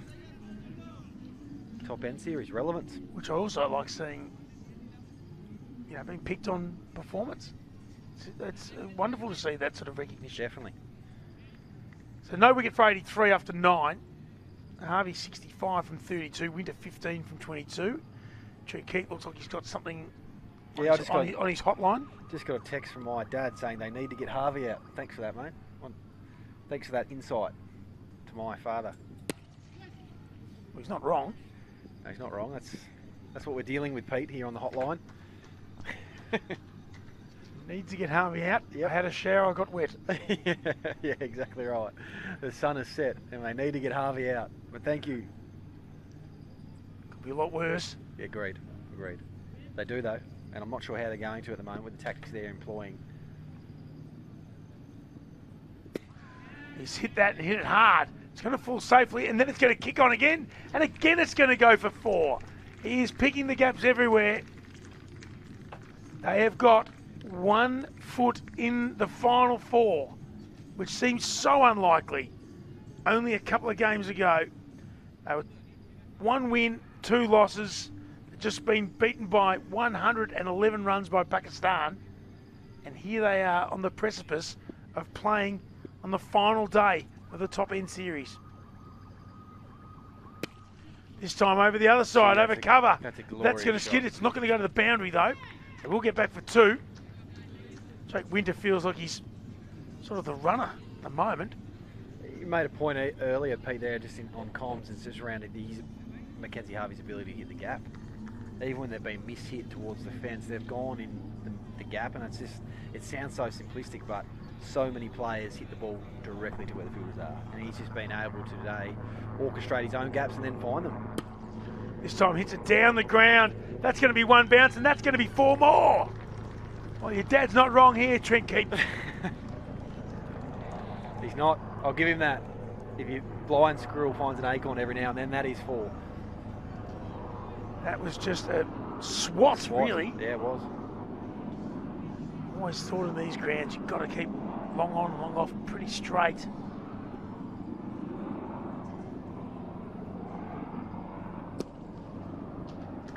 That's good batting. He'll give Winter 1 ball, and he'll have the next. He is staring down the barrel of an extremely well-made 100. Oh my gosh! What? You wait till the next text comes through from your dad. It'll say commentator's curse. You're ruining it. Yeah, I've done that, haven't I? Yeah. You have. That's well for the good of the game. We need it. Well, I'm sure the Melbourne Stars are happy with you. I'm not sure the Harvey family are all that enamoured with what you've said. Yeah. 78 from 37. He absolutely smashed them. And reluctantly will take a single off the last ball. He didn't really want to, did he? I think he was hoping that went to extra cover. No wicket for 97. 14 from the over. Jeez, is it really gutsy to surge now and just say, you know what, we're going to take this right away from you, or are you just happy with how it's going? My question would be, when chasing, why would you take the surge when you are hitting the boundaries anyway? Yeah, agreed. Because all you're doing is inviting pressure. 5 more fielders into the... Point. Good point. No, I agree with that. 3 more fielders, sorry, but you know what I mean. You're asking for the momentum to change. Yeah. You're finding, what do they get to? You know, you're getting double figures off most overs anyway. Well, that's right. Let's have a look at some of the overs. 14, 11, 6, 13, 8 and 12 over the last... No need, do you? 6 overs. The equation is 79 from 60 balls. I wouldn't have thought this at the start of this innings, but Mackenzie Harvey, and what we said, we don't want another good 30. No, we don't. We want match shaping innings, and he's shaping it right now off his blade. And that's a good shot from Winter. He's going to finish this innings with some of the best singles you'll ever see. Certainly the most well-timed singles. Starting to hit the ball really nicely now as well, isn't he? Harvey's Kookaburra blade, getting plenty of hang time. He's shaping this game. I think he's always going to be Kookaburra. Ian Harvey's uncle played at Fitzroy Doncaster with Lee Watts. Lee Watts runs Kookaburra. Connection. I reckon he said, hey, my nephew's okay. It's a relationship-based industry. I don't reckon Mackenzie Harvey's paid for 1 bat in his life. Fair enough. Fair hand down, though, from the Uncle Freak. He might not have to now if he keeps dominating the top end. Must-win matches. Well, no wicket for 98. 1 ball into the 11th. Oh, hit that harder. That hard. I mean, I've seen the price tag of some of these bats. If I could hit a shot like that every time I swung, I'd probably pay it. Yeah. I mean, I don't have the money to pay for it, but yeah, no. But if I had to, yeah. If they said, if you buy this bat, you'll be able to hit it like that. Yeah, I think some manufacturers, that's what they do say. That's the issue. Sorry, that's what they say. Yeah. If it could be guaranteed, they could definitely. Have it. It's like when everyone was getting a haircut, like David Beckham and Brad Pitt. Yeah. You don't look like them, mate. Yeah, not everyone's got a face like Brad Pitt, that's for sure. Winter. Oh, he got the ball too. Backed away. Tried to access the offside where there's 4 up. Missed it. Is it spoken about again when you've got someone going? I mean, obviously getting them on strike, I get that, but still just keep playing your way. Like Definitely. You actually Definitely. don't worry about what they're doing. It looks like he's batting on a different wicket. Definitely. Yeah, you just have to keep staying in your lane a little bit. And Winter's an aggressive player, so if he goes 4-4 here, he still needs to play with the same intensity. And just, that's a nice shot. Just with a little mindset that he has got his mate at the other end who's absolutely ticking. There's another little fumble there, and no one backing up the throw to the bowler, and he's not happy. It's been thrown very hard into at his him. hands. It's quite remarkable. So Pakistan, Perth Scorchers at Gardens Oval at 10 o'clock tomorrow. Chicago Kingsmen, who were undefeated until earlier today. They await the victor, if it's the Strikers or the Stars. Stars really have only themselves to blame. Played the previously winless ACT. Agreed. And got done. So Can happen. Where's your predictions, Scorchers, Pakistan? Jake Winter, 60 from 34 before being run out yesterday. Oh, run out was all I heard. 60 from 34, and now he's 18 from 26. Scorchers Pakistan, I reckon Pakistan Shaheens will win that. Fighters, scrappers, plenty of talent. Passionate. My only concern, and I'm not putting a caveat on it because you've asked me for a tip, only concern would be Gardens Oval wouldn't suit them as much. Agreed. The big surrounds of DXC Arena suit Pakistan, as did TIO Stadium, suit Pakistan. She wouldn't. I hope there's just a cracking day at finals day, but wouldn't a Kingsman Shaheens final go off? Oh. We might have to get extra seating. Do you reckon the Nepalese crowd will come down and support? They supported everything last night. They might just go for the Kingsman, I reckon. It's a huge hit into the gap once again. And we don't mean to sort of go on about the same things, but he has played that shot on 12 occasions. Love to see a wagon wheel. I can draw it for you. It's right there. Yeah. So it brings up another big 100 partnership. No wicket for 103 from 11. 6 runs from it, but it's just the ease at which they're accumulating their runs at the moment. And they're going to keep bowling that line, and that's okay if you want to do that. There needs to be a change in the field. You need the field to be supporting what you're trying to execute with the ball. Yeah, you would assume so, wouldn't you? So it's sounding as if they are missing. Or you're questioning the tactics in the end, aren't you? Because you're saying... Are they waiting for Harvey to make a mistake? He's 81 off 40. Yeah. He made one mistake. They dropped it. They got 3. You're perplexed. Just a touch bemused. Just very rarely. I mean, yes, you've got to take every chance, but 82%. yeah, the strikers. Dafferben. No.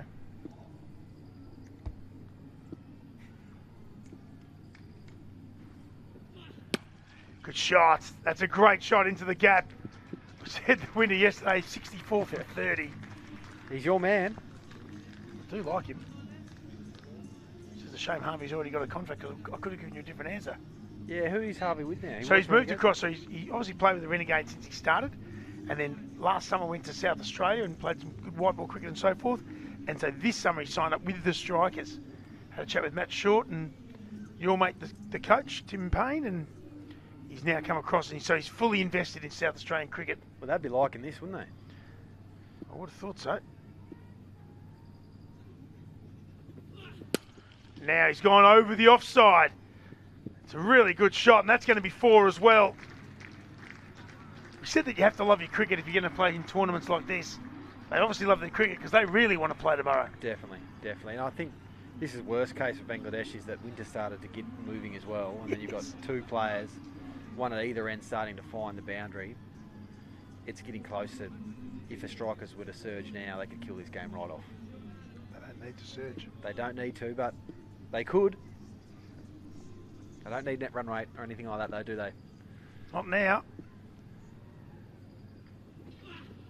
We did say at the start of the day and the start of the game, they would have talked about we need to chase down. That would have made it interesting, wouldn't it? 120 in 12 overs or 10 overs or something like that. Would have been exciting for the neutral. I mean, there's still a little bit done here. The run rate is 9.65. Required rate is 7, just above 7.5. But at the moment, Pete, I can't see unless there's a couple of wickets here, way back into it for Bangladesh. Not so much the run rate either. It's 65 runs. Yeah. It's not a huge amount now. Agreed. Still, a wicket's the only way. I'm surprised that's not a text from your dad. Yeah. But a wicket is the only way for Bangladesh to get back into this game. So if you are the Bangladesh captain, Bangladesh A captain now, are you saying, right, we've got to gamble, we've got to bring fielders up? Well, it's why they put Mondol on, because he is actually their strike bowler, despite the fact he went for 15 in his first over and he's gone for 2 boundaries here. I just don't know where you'd bring him up to, or what difference it would make. Yes. Well, that's an intricate way to get a single, that. He's got the best singles I've seen in the tournament. You did call that. I think I may have seen the worst single. And he's sort of giggling to himself going, that didn't quite go as planned, but that's all right. Have a look at this. That's nearly off the pitch. And that would have been a no ball had it hit off the wicket. Definitely. Which we saw one of those in the earlier game today. So if the batter goes right over there, how far can the wide line go? Well, it goes proportionally to how far you are. So, But then if you bowl it off the pitch, it's a no ball. so there is a limit. Has to be. The wide line keeps going, but the no ball's on the edge of the pitch where they've cut it. And that's going to be a wide. No amount of good bowling from the keeper can suggest that wasn't 3 feet over his head. Here's one way to stop boundaries being hit over cover. But we do, there's a not a malaise around the Bangladesh team, but there's a bit of dumbfoundedness, if you'd like. Yeah. As to, well, I think we've tried a few of our plans. Nothing's going. Nothing. Right.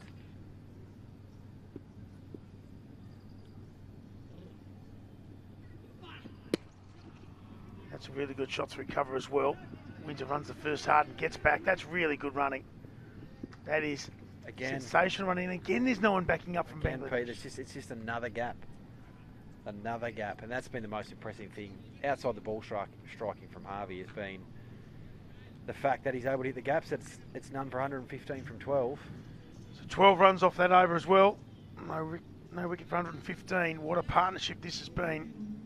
And it's important to mention that it is a partnership because Winter, 27 from 31.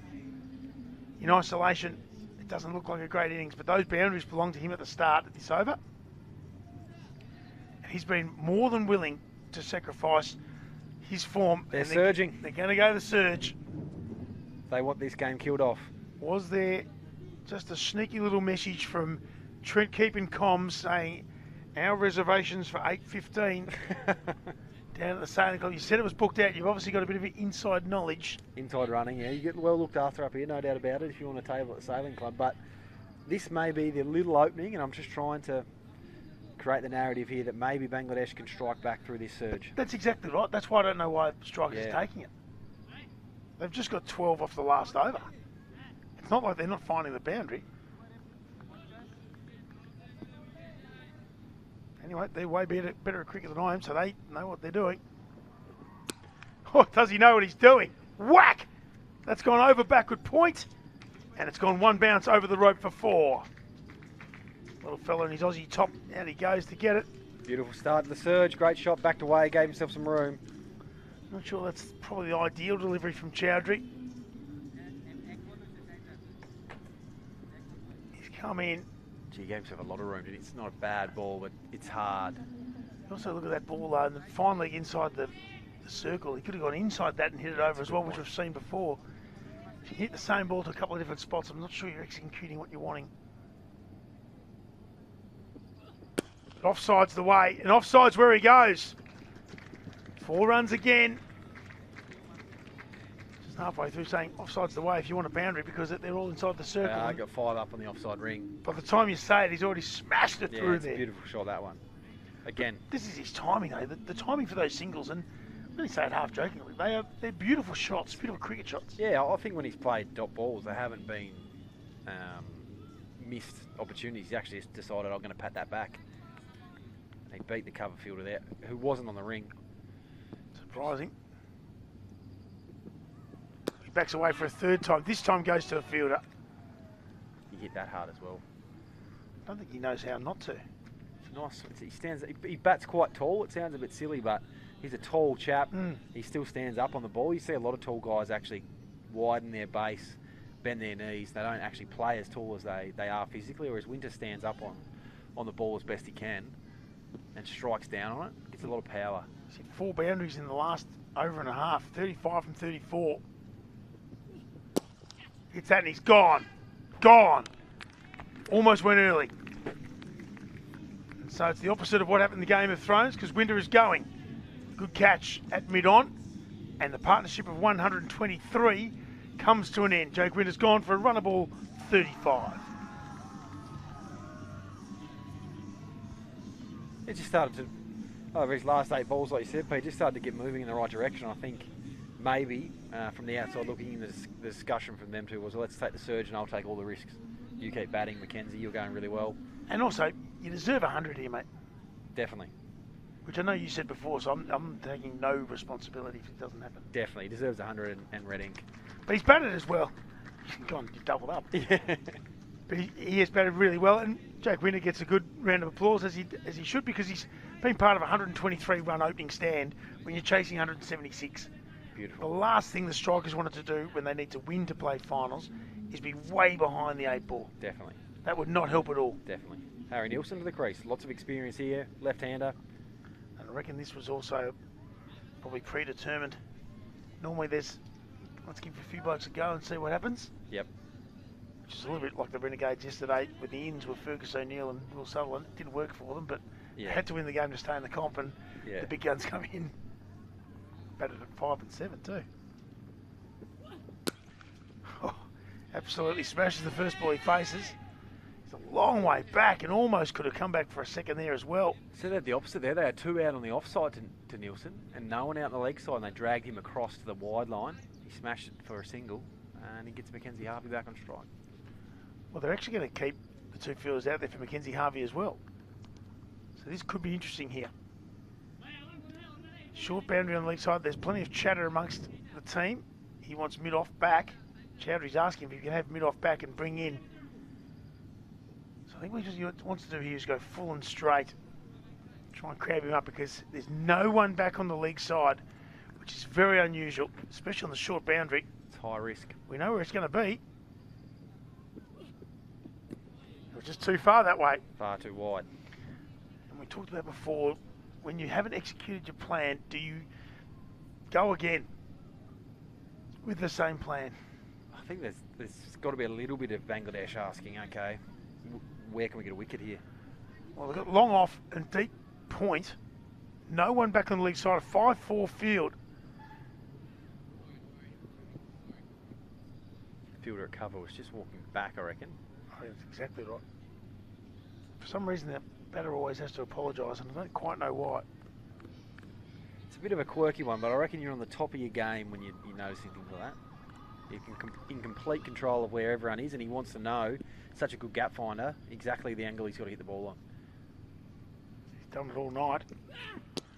Oh, he's done it again. That's ridiculous cricket. What a shot. 4 runs, 1 bounce. He moves to 87. Only in Australia is that an unlucky number, and no one who knows cricket, who doesn't know cricket, understands why. They don't. I just can't help but feel it's just they've bowled a lot into his arc tonight. I understand it's been their plan, it's been plan A, but you're bowling to a guy that has dismantled you through the offside. I think you have to bowl straighter. He's so strong through there. I reckon you mentioned that during the power play. Yeah. This is now the power surge 10 overs later. Yeah, just haven't learned. And there is an element of the players working out for themselves, but even run a drink out. I'd like the AFL runner in Big Bash. Yeah, we need more things to make the game go longer. yeah.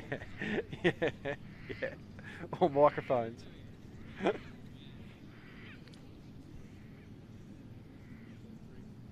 guys who do and the girls who do the mic'd up well, Lisa Healy does it in the WBBL. Excellent. It's so good to listen to. Yeah, it's brilliant. It takes people from their household to the centre of the ground, I think. Gets off 80. Oh no, that's Nielsen. Sorry, I was going to say gets it off because he doesn't hit it for 4. One thing I would say though is you don't have to mic someone up every game. No. Don't do it for the sake of it, because then it loses its value. When Kevin Peterson used to do it for the Stars, it was unreal. Yeah, he'd say, When we had Shane Warne, then Kevin Peterson, then Yeah. Glenn Maxwell do it. Yeah. So it's probably a biased view, but you go, that is awesome to listen Yeah, to. top end. Yeah, Peterson was excellent at saying, this is what I think's coming down, this is my plan, and then executing and Warney obviously the same. Well, he's never going to be shy of an opinion, never going to be shy on backing himself, never going to be shy on trying to execute Well, he's either. good as well, so he does it. Well, of course, it helps. Gets off 87, which is good for all those who had one foot in the air. Nielsen only just reached that after backing away. It's a good effort from Hassan to come on and bowl the second of the power play overs here. Got a long on and a deep mid-wicket. Dare say that Harvey's eyeing that short boundary on the offside. He's gone over cover so many times. And this time he goes the other way. Flicks it very fine, and that's going to race away. That is going to be 4 more. Moves into the 90s. It's fair to say there's been no look of concern nor nerves here. Maybe it's the unnervous 90s. He's 92 from 44 balls. It's a nice, smart bit of batting. He knew that he was going to get full of balls, targeting his stumps. Look at the field, and he's just shuffled inside the line. He got a low full toss in the end, and a guy that's on 90s helped himself. He's done it from the first over. He's going to do it now. Now he tries to smash it through the covers and can't penetrate the field. You're going to want to be on their game here if you're in the covers on the ring. There's no danger of anyone creeping in. None. Stand still on the ring.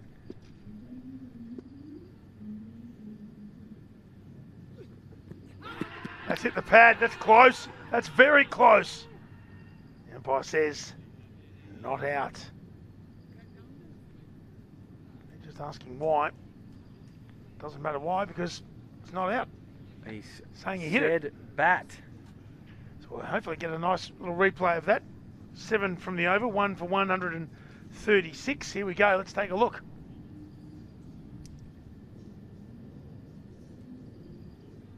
Oh. May have just chased that with his glove. We'll get a good look here. Yeah, this will be the angle. Oh, it's hard to tell from here, Peter, isn't it? But It is. On initial look, There was certainly a noise, though. Maybe that was the bat onto the ground. you can see why the doubt was created. And in maybe the umpire's bat on mind. the ground at the same time as the ball. So, again, we're 120 metres away, long on, so it's probably, deep third man on that occasion. Nielsen now on strike. And that's out. That is out. He's nicked that. Nielsen doesn't think so. I easily heard an edge there. Yeah, That's caught behind. There was certainly a noise. There's a noise. I'm wondering what it was. I was sure that was a nick, and I thought Nielsen would just walk off. He's not happy. And he's a nice fella, so he probably wouldn't be doing it if there wasn't some concern. But he's gone, and a second wicket falls. The game is still on. We're going to have to see another replay of that one now.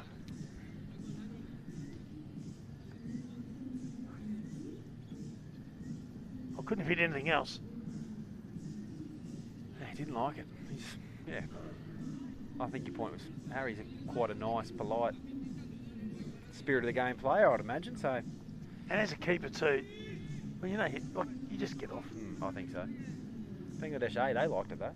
They did. Well, I heard it straight away. I thought it was a nick. Anyway, nothing like a little bit of controversy along the way.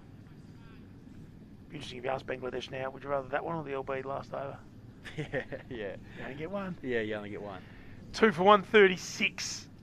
And Tom O'Connell comes to the crease at 4.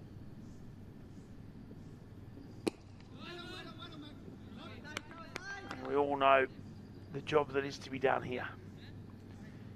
Batting with a bloke whose strike rate is 200 exactly. Big appeal this time. It looked like it was probably going down leg. Let's just spend a little shift, just a little one. Yes, Suns bowled well. Got to try and starve Harvey of as much strike now and get this to a position where you think, you know what, if they don't play well, we're half a chance. Make him starvy. That's why you're the best. That's gone absolutely miles. It's not going to help. That's in the clubhouse. That has just ordered a little drumstick over the bar.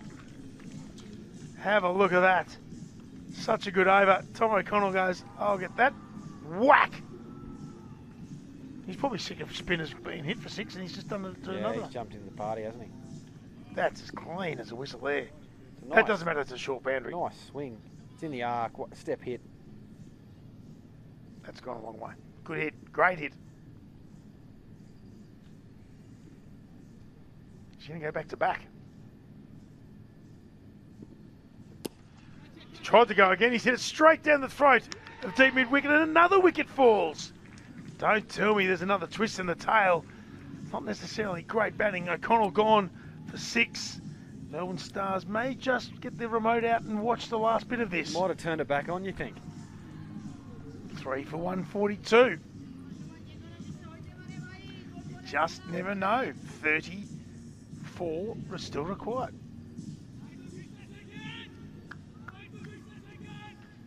34 from 31.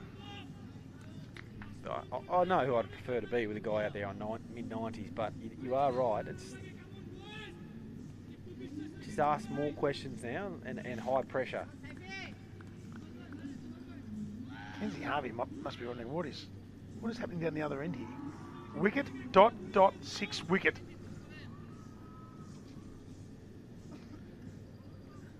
We see Harry Minenti, who also doesn't mind finding the short boundary when he gets the opportunity.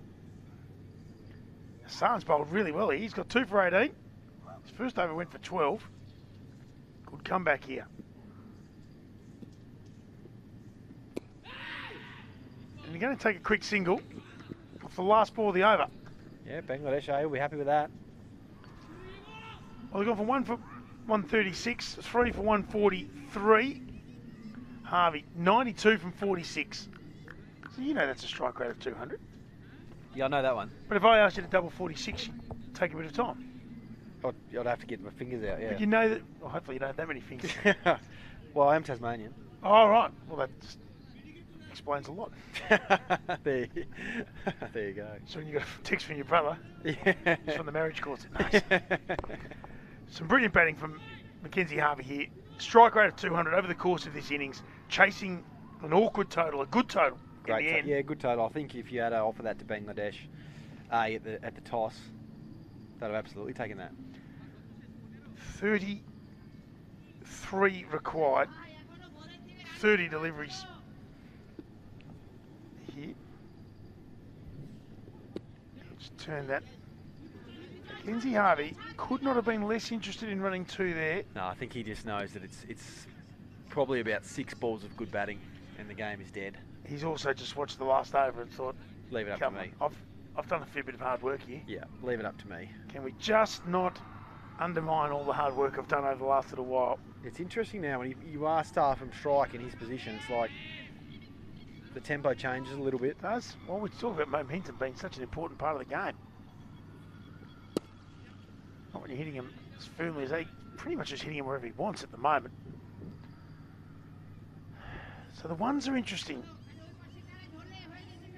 They're absolutely on top of your strikers. There's no doubt about that. Absolutely. No one's pretending that's not the case. Only thing you'd say is that it's just stalled a touch.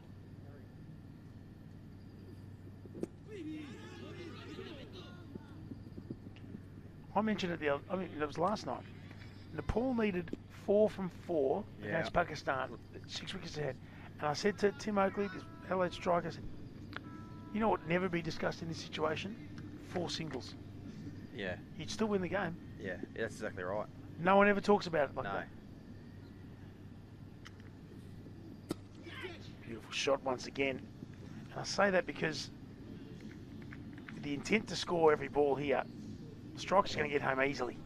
Yeah, I think from a striker's perspective now, you just don't want this going to the last over because it just gets tighter than it needs to be. So if I'm Mackenzie Harvey, I think he'll be saying, right, we've got to get this done in the 19th. Yep. Not let it go to the 20th, and along the way I'll help myself to a century, thanks. That's some good fielding. And they're the ones that were being fumbled early. And all of a sudden there's just a bit of energy about Bangladesh. There is. Hassan, you can hear the energy, you can hear the chirp. Skipper is the keeper. Nurul Hassan Shahan is just letting these mates know It's game on here. They're trying to put a bit of pressure on Manenti here. And it's another dots. It doesn't matter so much because it's the end of the over and it will leave Harvey on strike. 3 for 147. But all of a sudden now, it's 29 from 24. It was a runner ball 2 overs ago. Stranger things have happened, haven't they? Stranger things happened at this ground within the last 24 hours. Yeah. So, Yeah. I've seen everything now. Yeah. You just wouldn't want to lose Mackenzie Harvey now. And he's not a selfish cricketer. You're not batting for yourself, you're batting for your team. You've got to do a good job for yourself and your team. But a deserved 100 would be fantastic. He's not going to bat around it. He's batting to get these 29 runs and get off. Get ready to do it all again tomorrow, possibly twice. Hits it hard.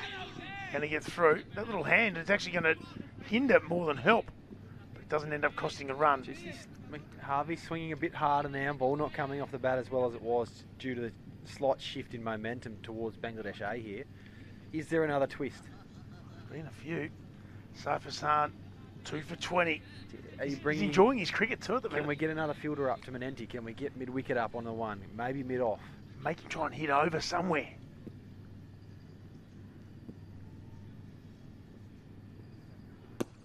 Get across and he does. He did.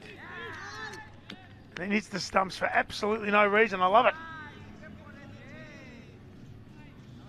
28 from 22.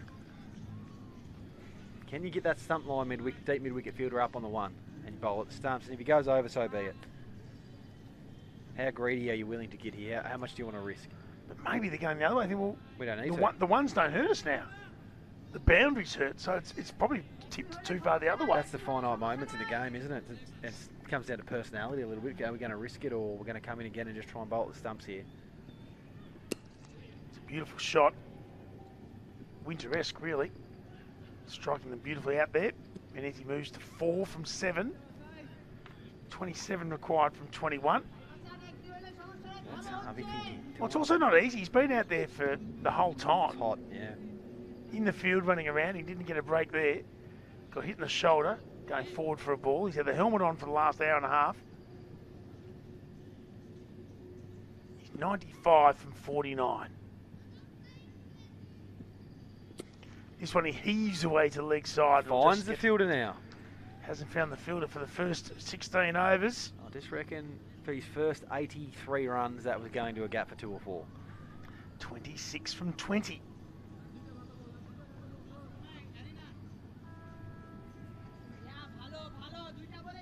What they're not worried about though. They've got Alex Ross coming in next. Very experienced cricketer. That's gone straight. That's a beautiful shot. That's 4. Manenti has absolutely smashed it. Hassan didn't want to leave his hand in Darwin. No. And that's probably fair enough too. He has melted that. 22 from 19. So I'd like a second look at that, Pete. I reckon you can probably... You've got to put the hands on the line there, I think.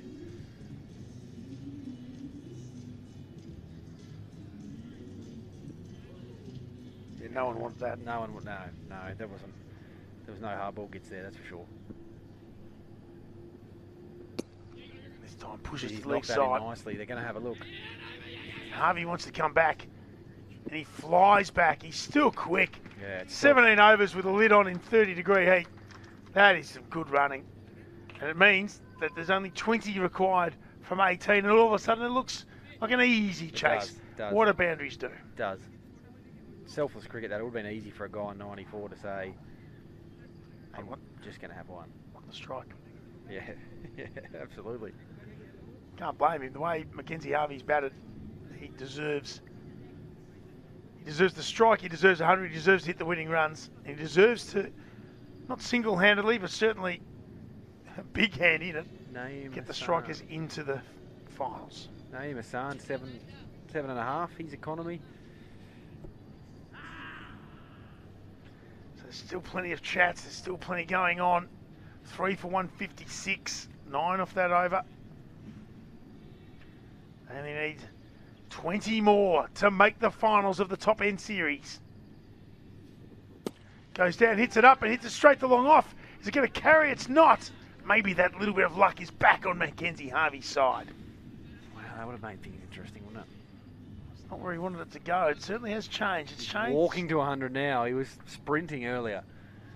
It's amazing how that shifts. It's amazing. Some of these little imperceptible things along the way. Ruckaball has bowled exceptionally well here in a game where some bowlers have been taken apart. And that is 6. That's 6 on almost every ground. That has logged into the NT cricket system. It's gone so far. It's in the office. That's in payroll. It's your favourite office. Yeah. There's not enough in there. It is my favourite office though, absolutely. That has gone miles. What a great shot. We talk about alleviating the pressure. Definitely. And that is exactly how you do it. Have your spots, have your shots, and that's clean hitting. Harry Manenti, the Italian international. Well, they need 13 to win. Time for a drink. Ball's hit. Well, if he goes, is there a world where Mackenzie Harvey's stranded here? If he goes, No. Well, they're going to manipulate the chase. Yep. 13 from 16. There is no way in this world. 6-4. Jeez, that's tough, isn't it? You don't want this going to the last over no matter what.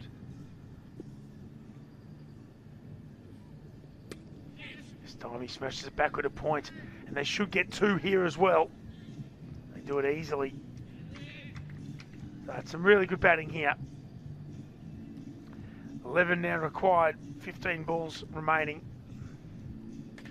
What it does do is just take that little bit of pressure off Harvey as well. It does. Just get yourself to a century here. Predominantly all the striking.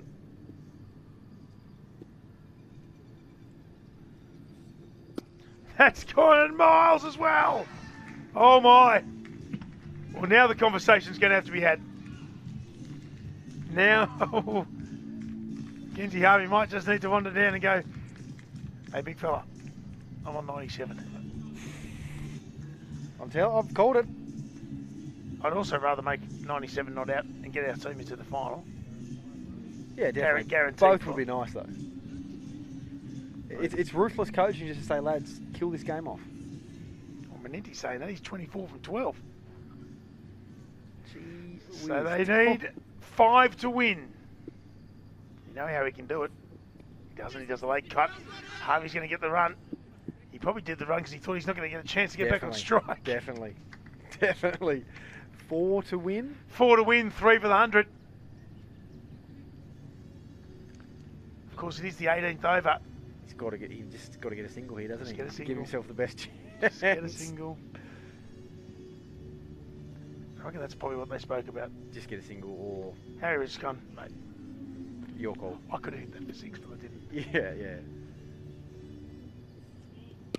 Oh, he's It's a no overstepped. ball. Oh no. Oh no. But they've taken 1. That's worth 2. What a call. The magic 8 ball. Holy. You wrote me off when I asked, is there a world where he gets stranded? There's no word. He's on 98. It now looks... Scores 3 for 174. 2 to win. It's a free hit. Well, he can't block it, can he? It's a free hit. Mackenzie Harvey's on 98. This is the last ball of the over. 2 to win. Oh no. Oh, he's bowled wide. Oh, Pete. So this is another free hit. So the scores are tied. Harvey's on 98. Scores tied.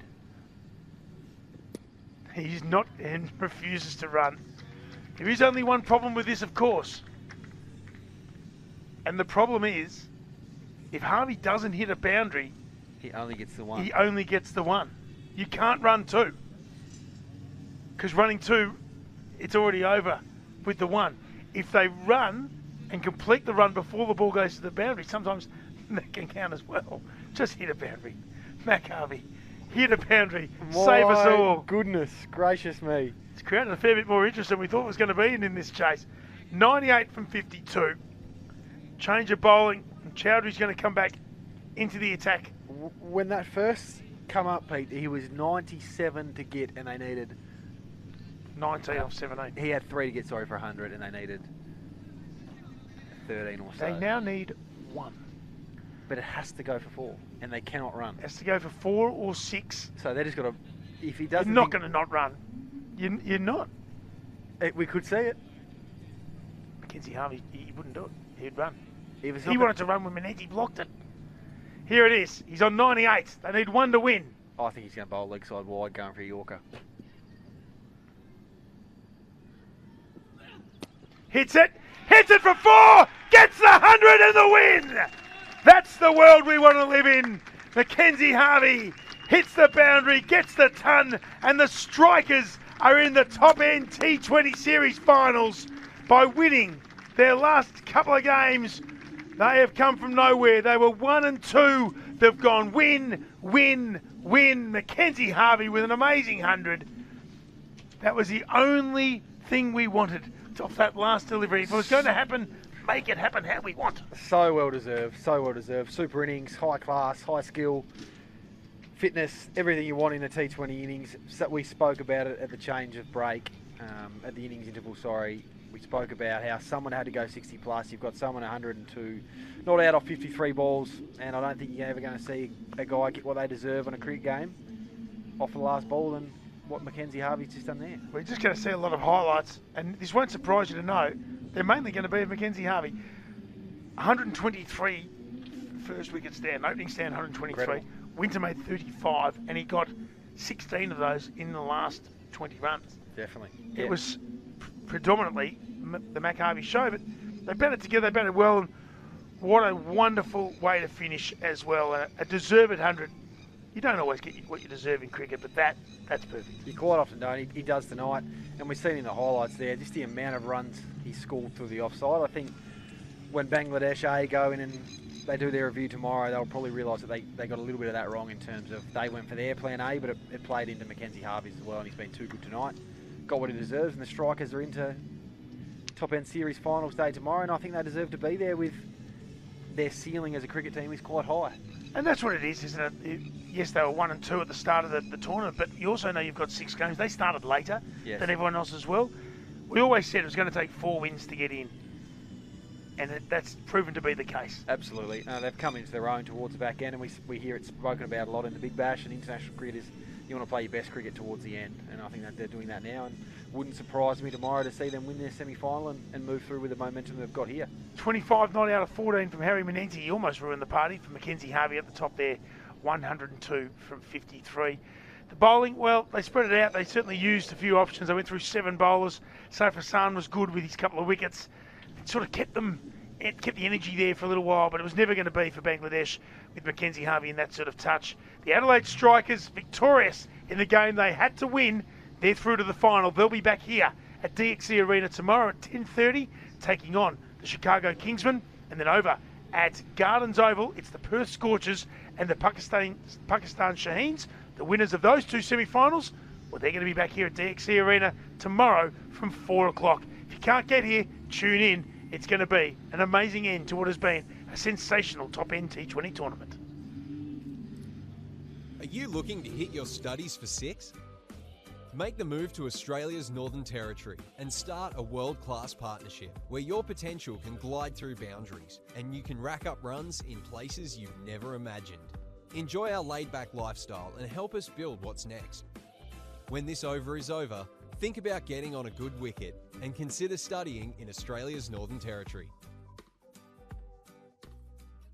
Authorised by the Northern Territory Government, Darwin. Cricket taught us to chase boundaries. Out here, you'll find new ones. From hot springs to hotter curries, the Northern Territory surprises at every turn. Adventure, culture, food, it's all here and it's all real. Not your usual holiday, not your usual Australia. New boundaries, new territory. Australia's Northern Territory.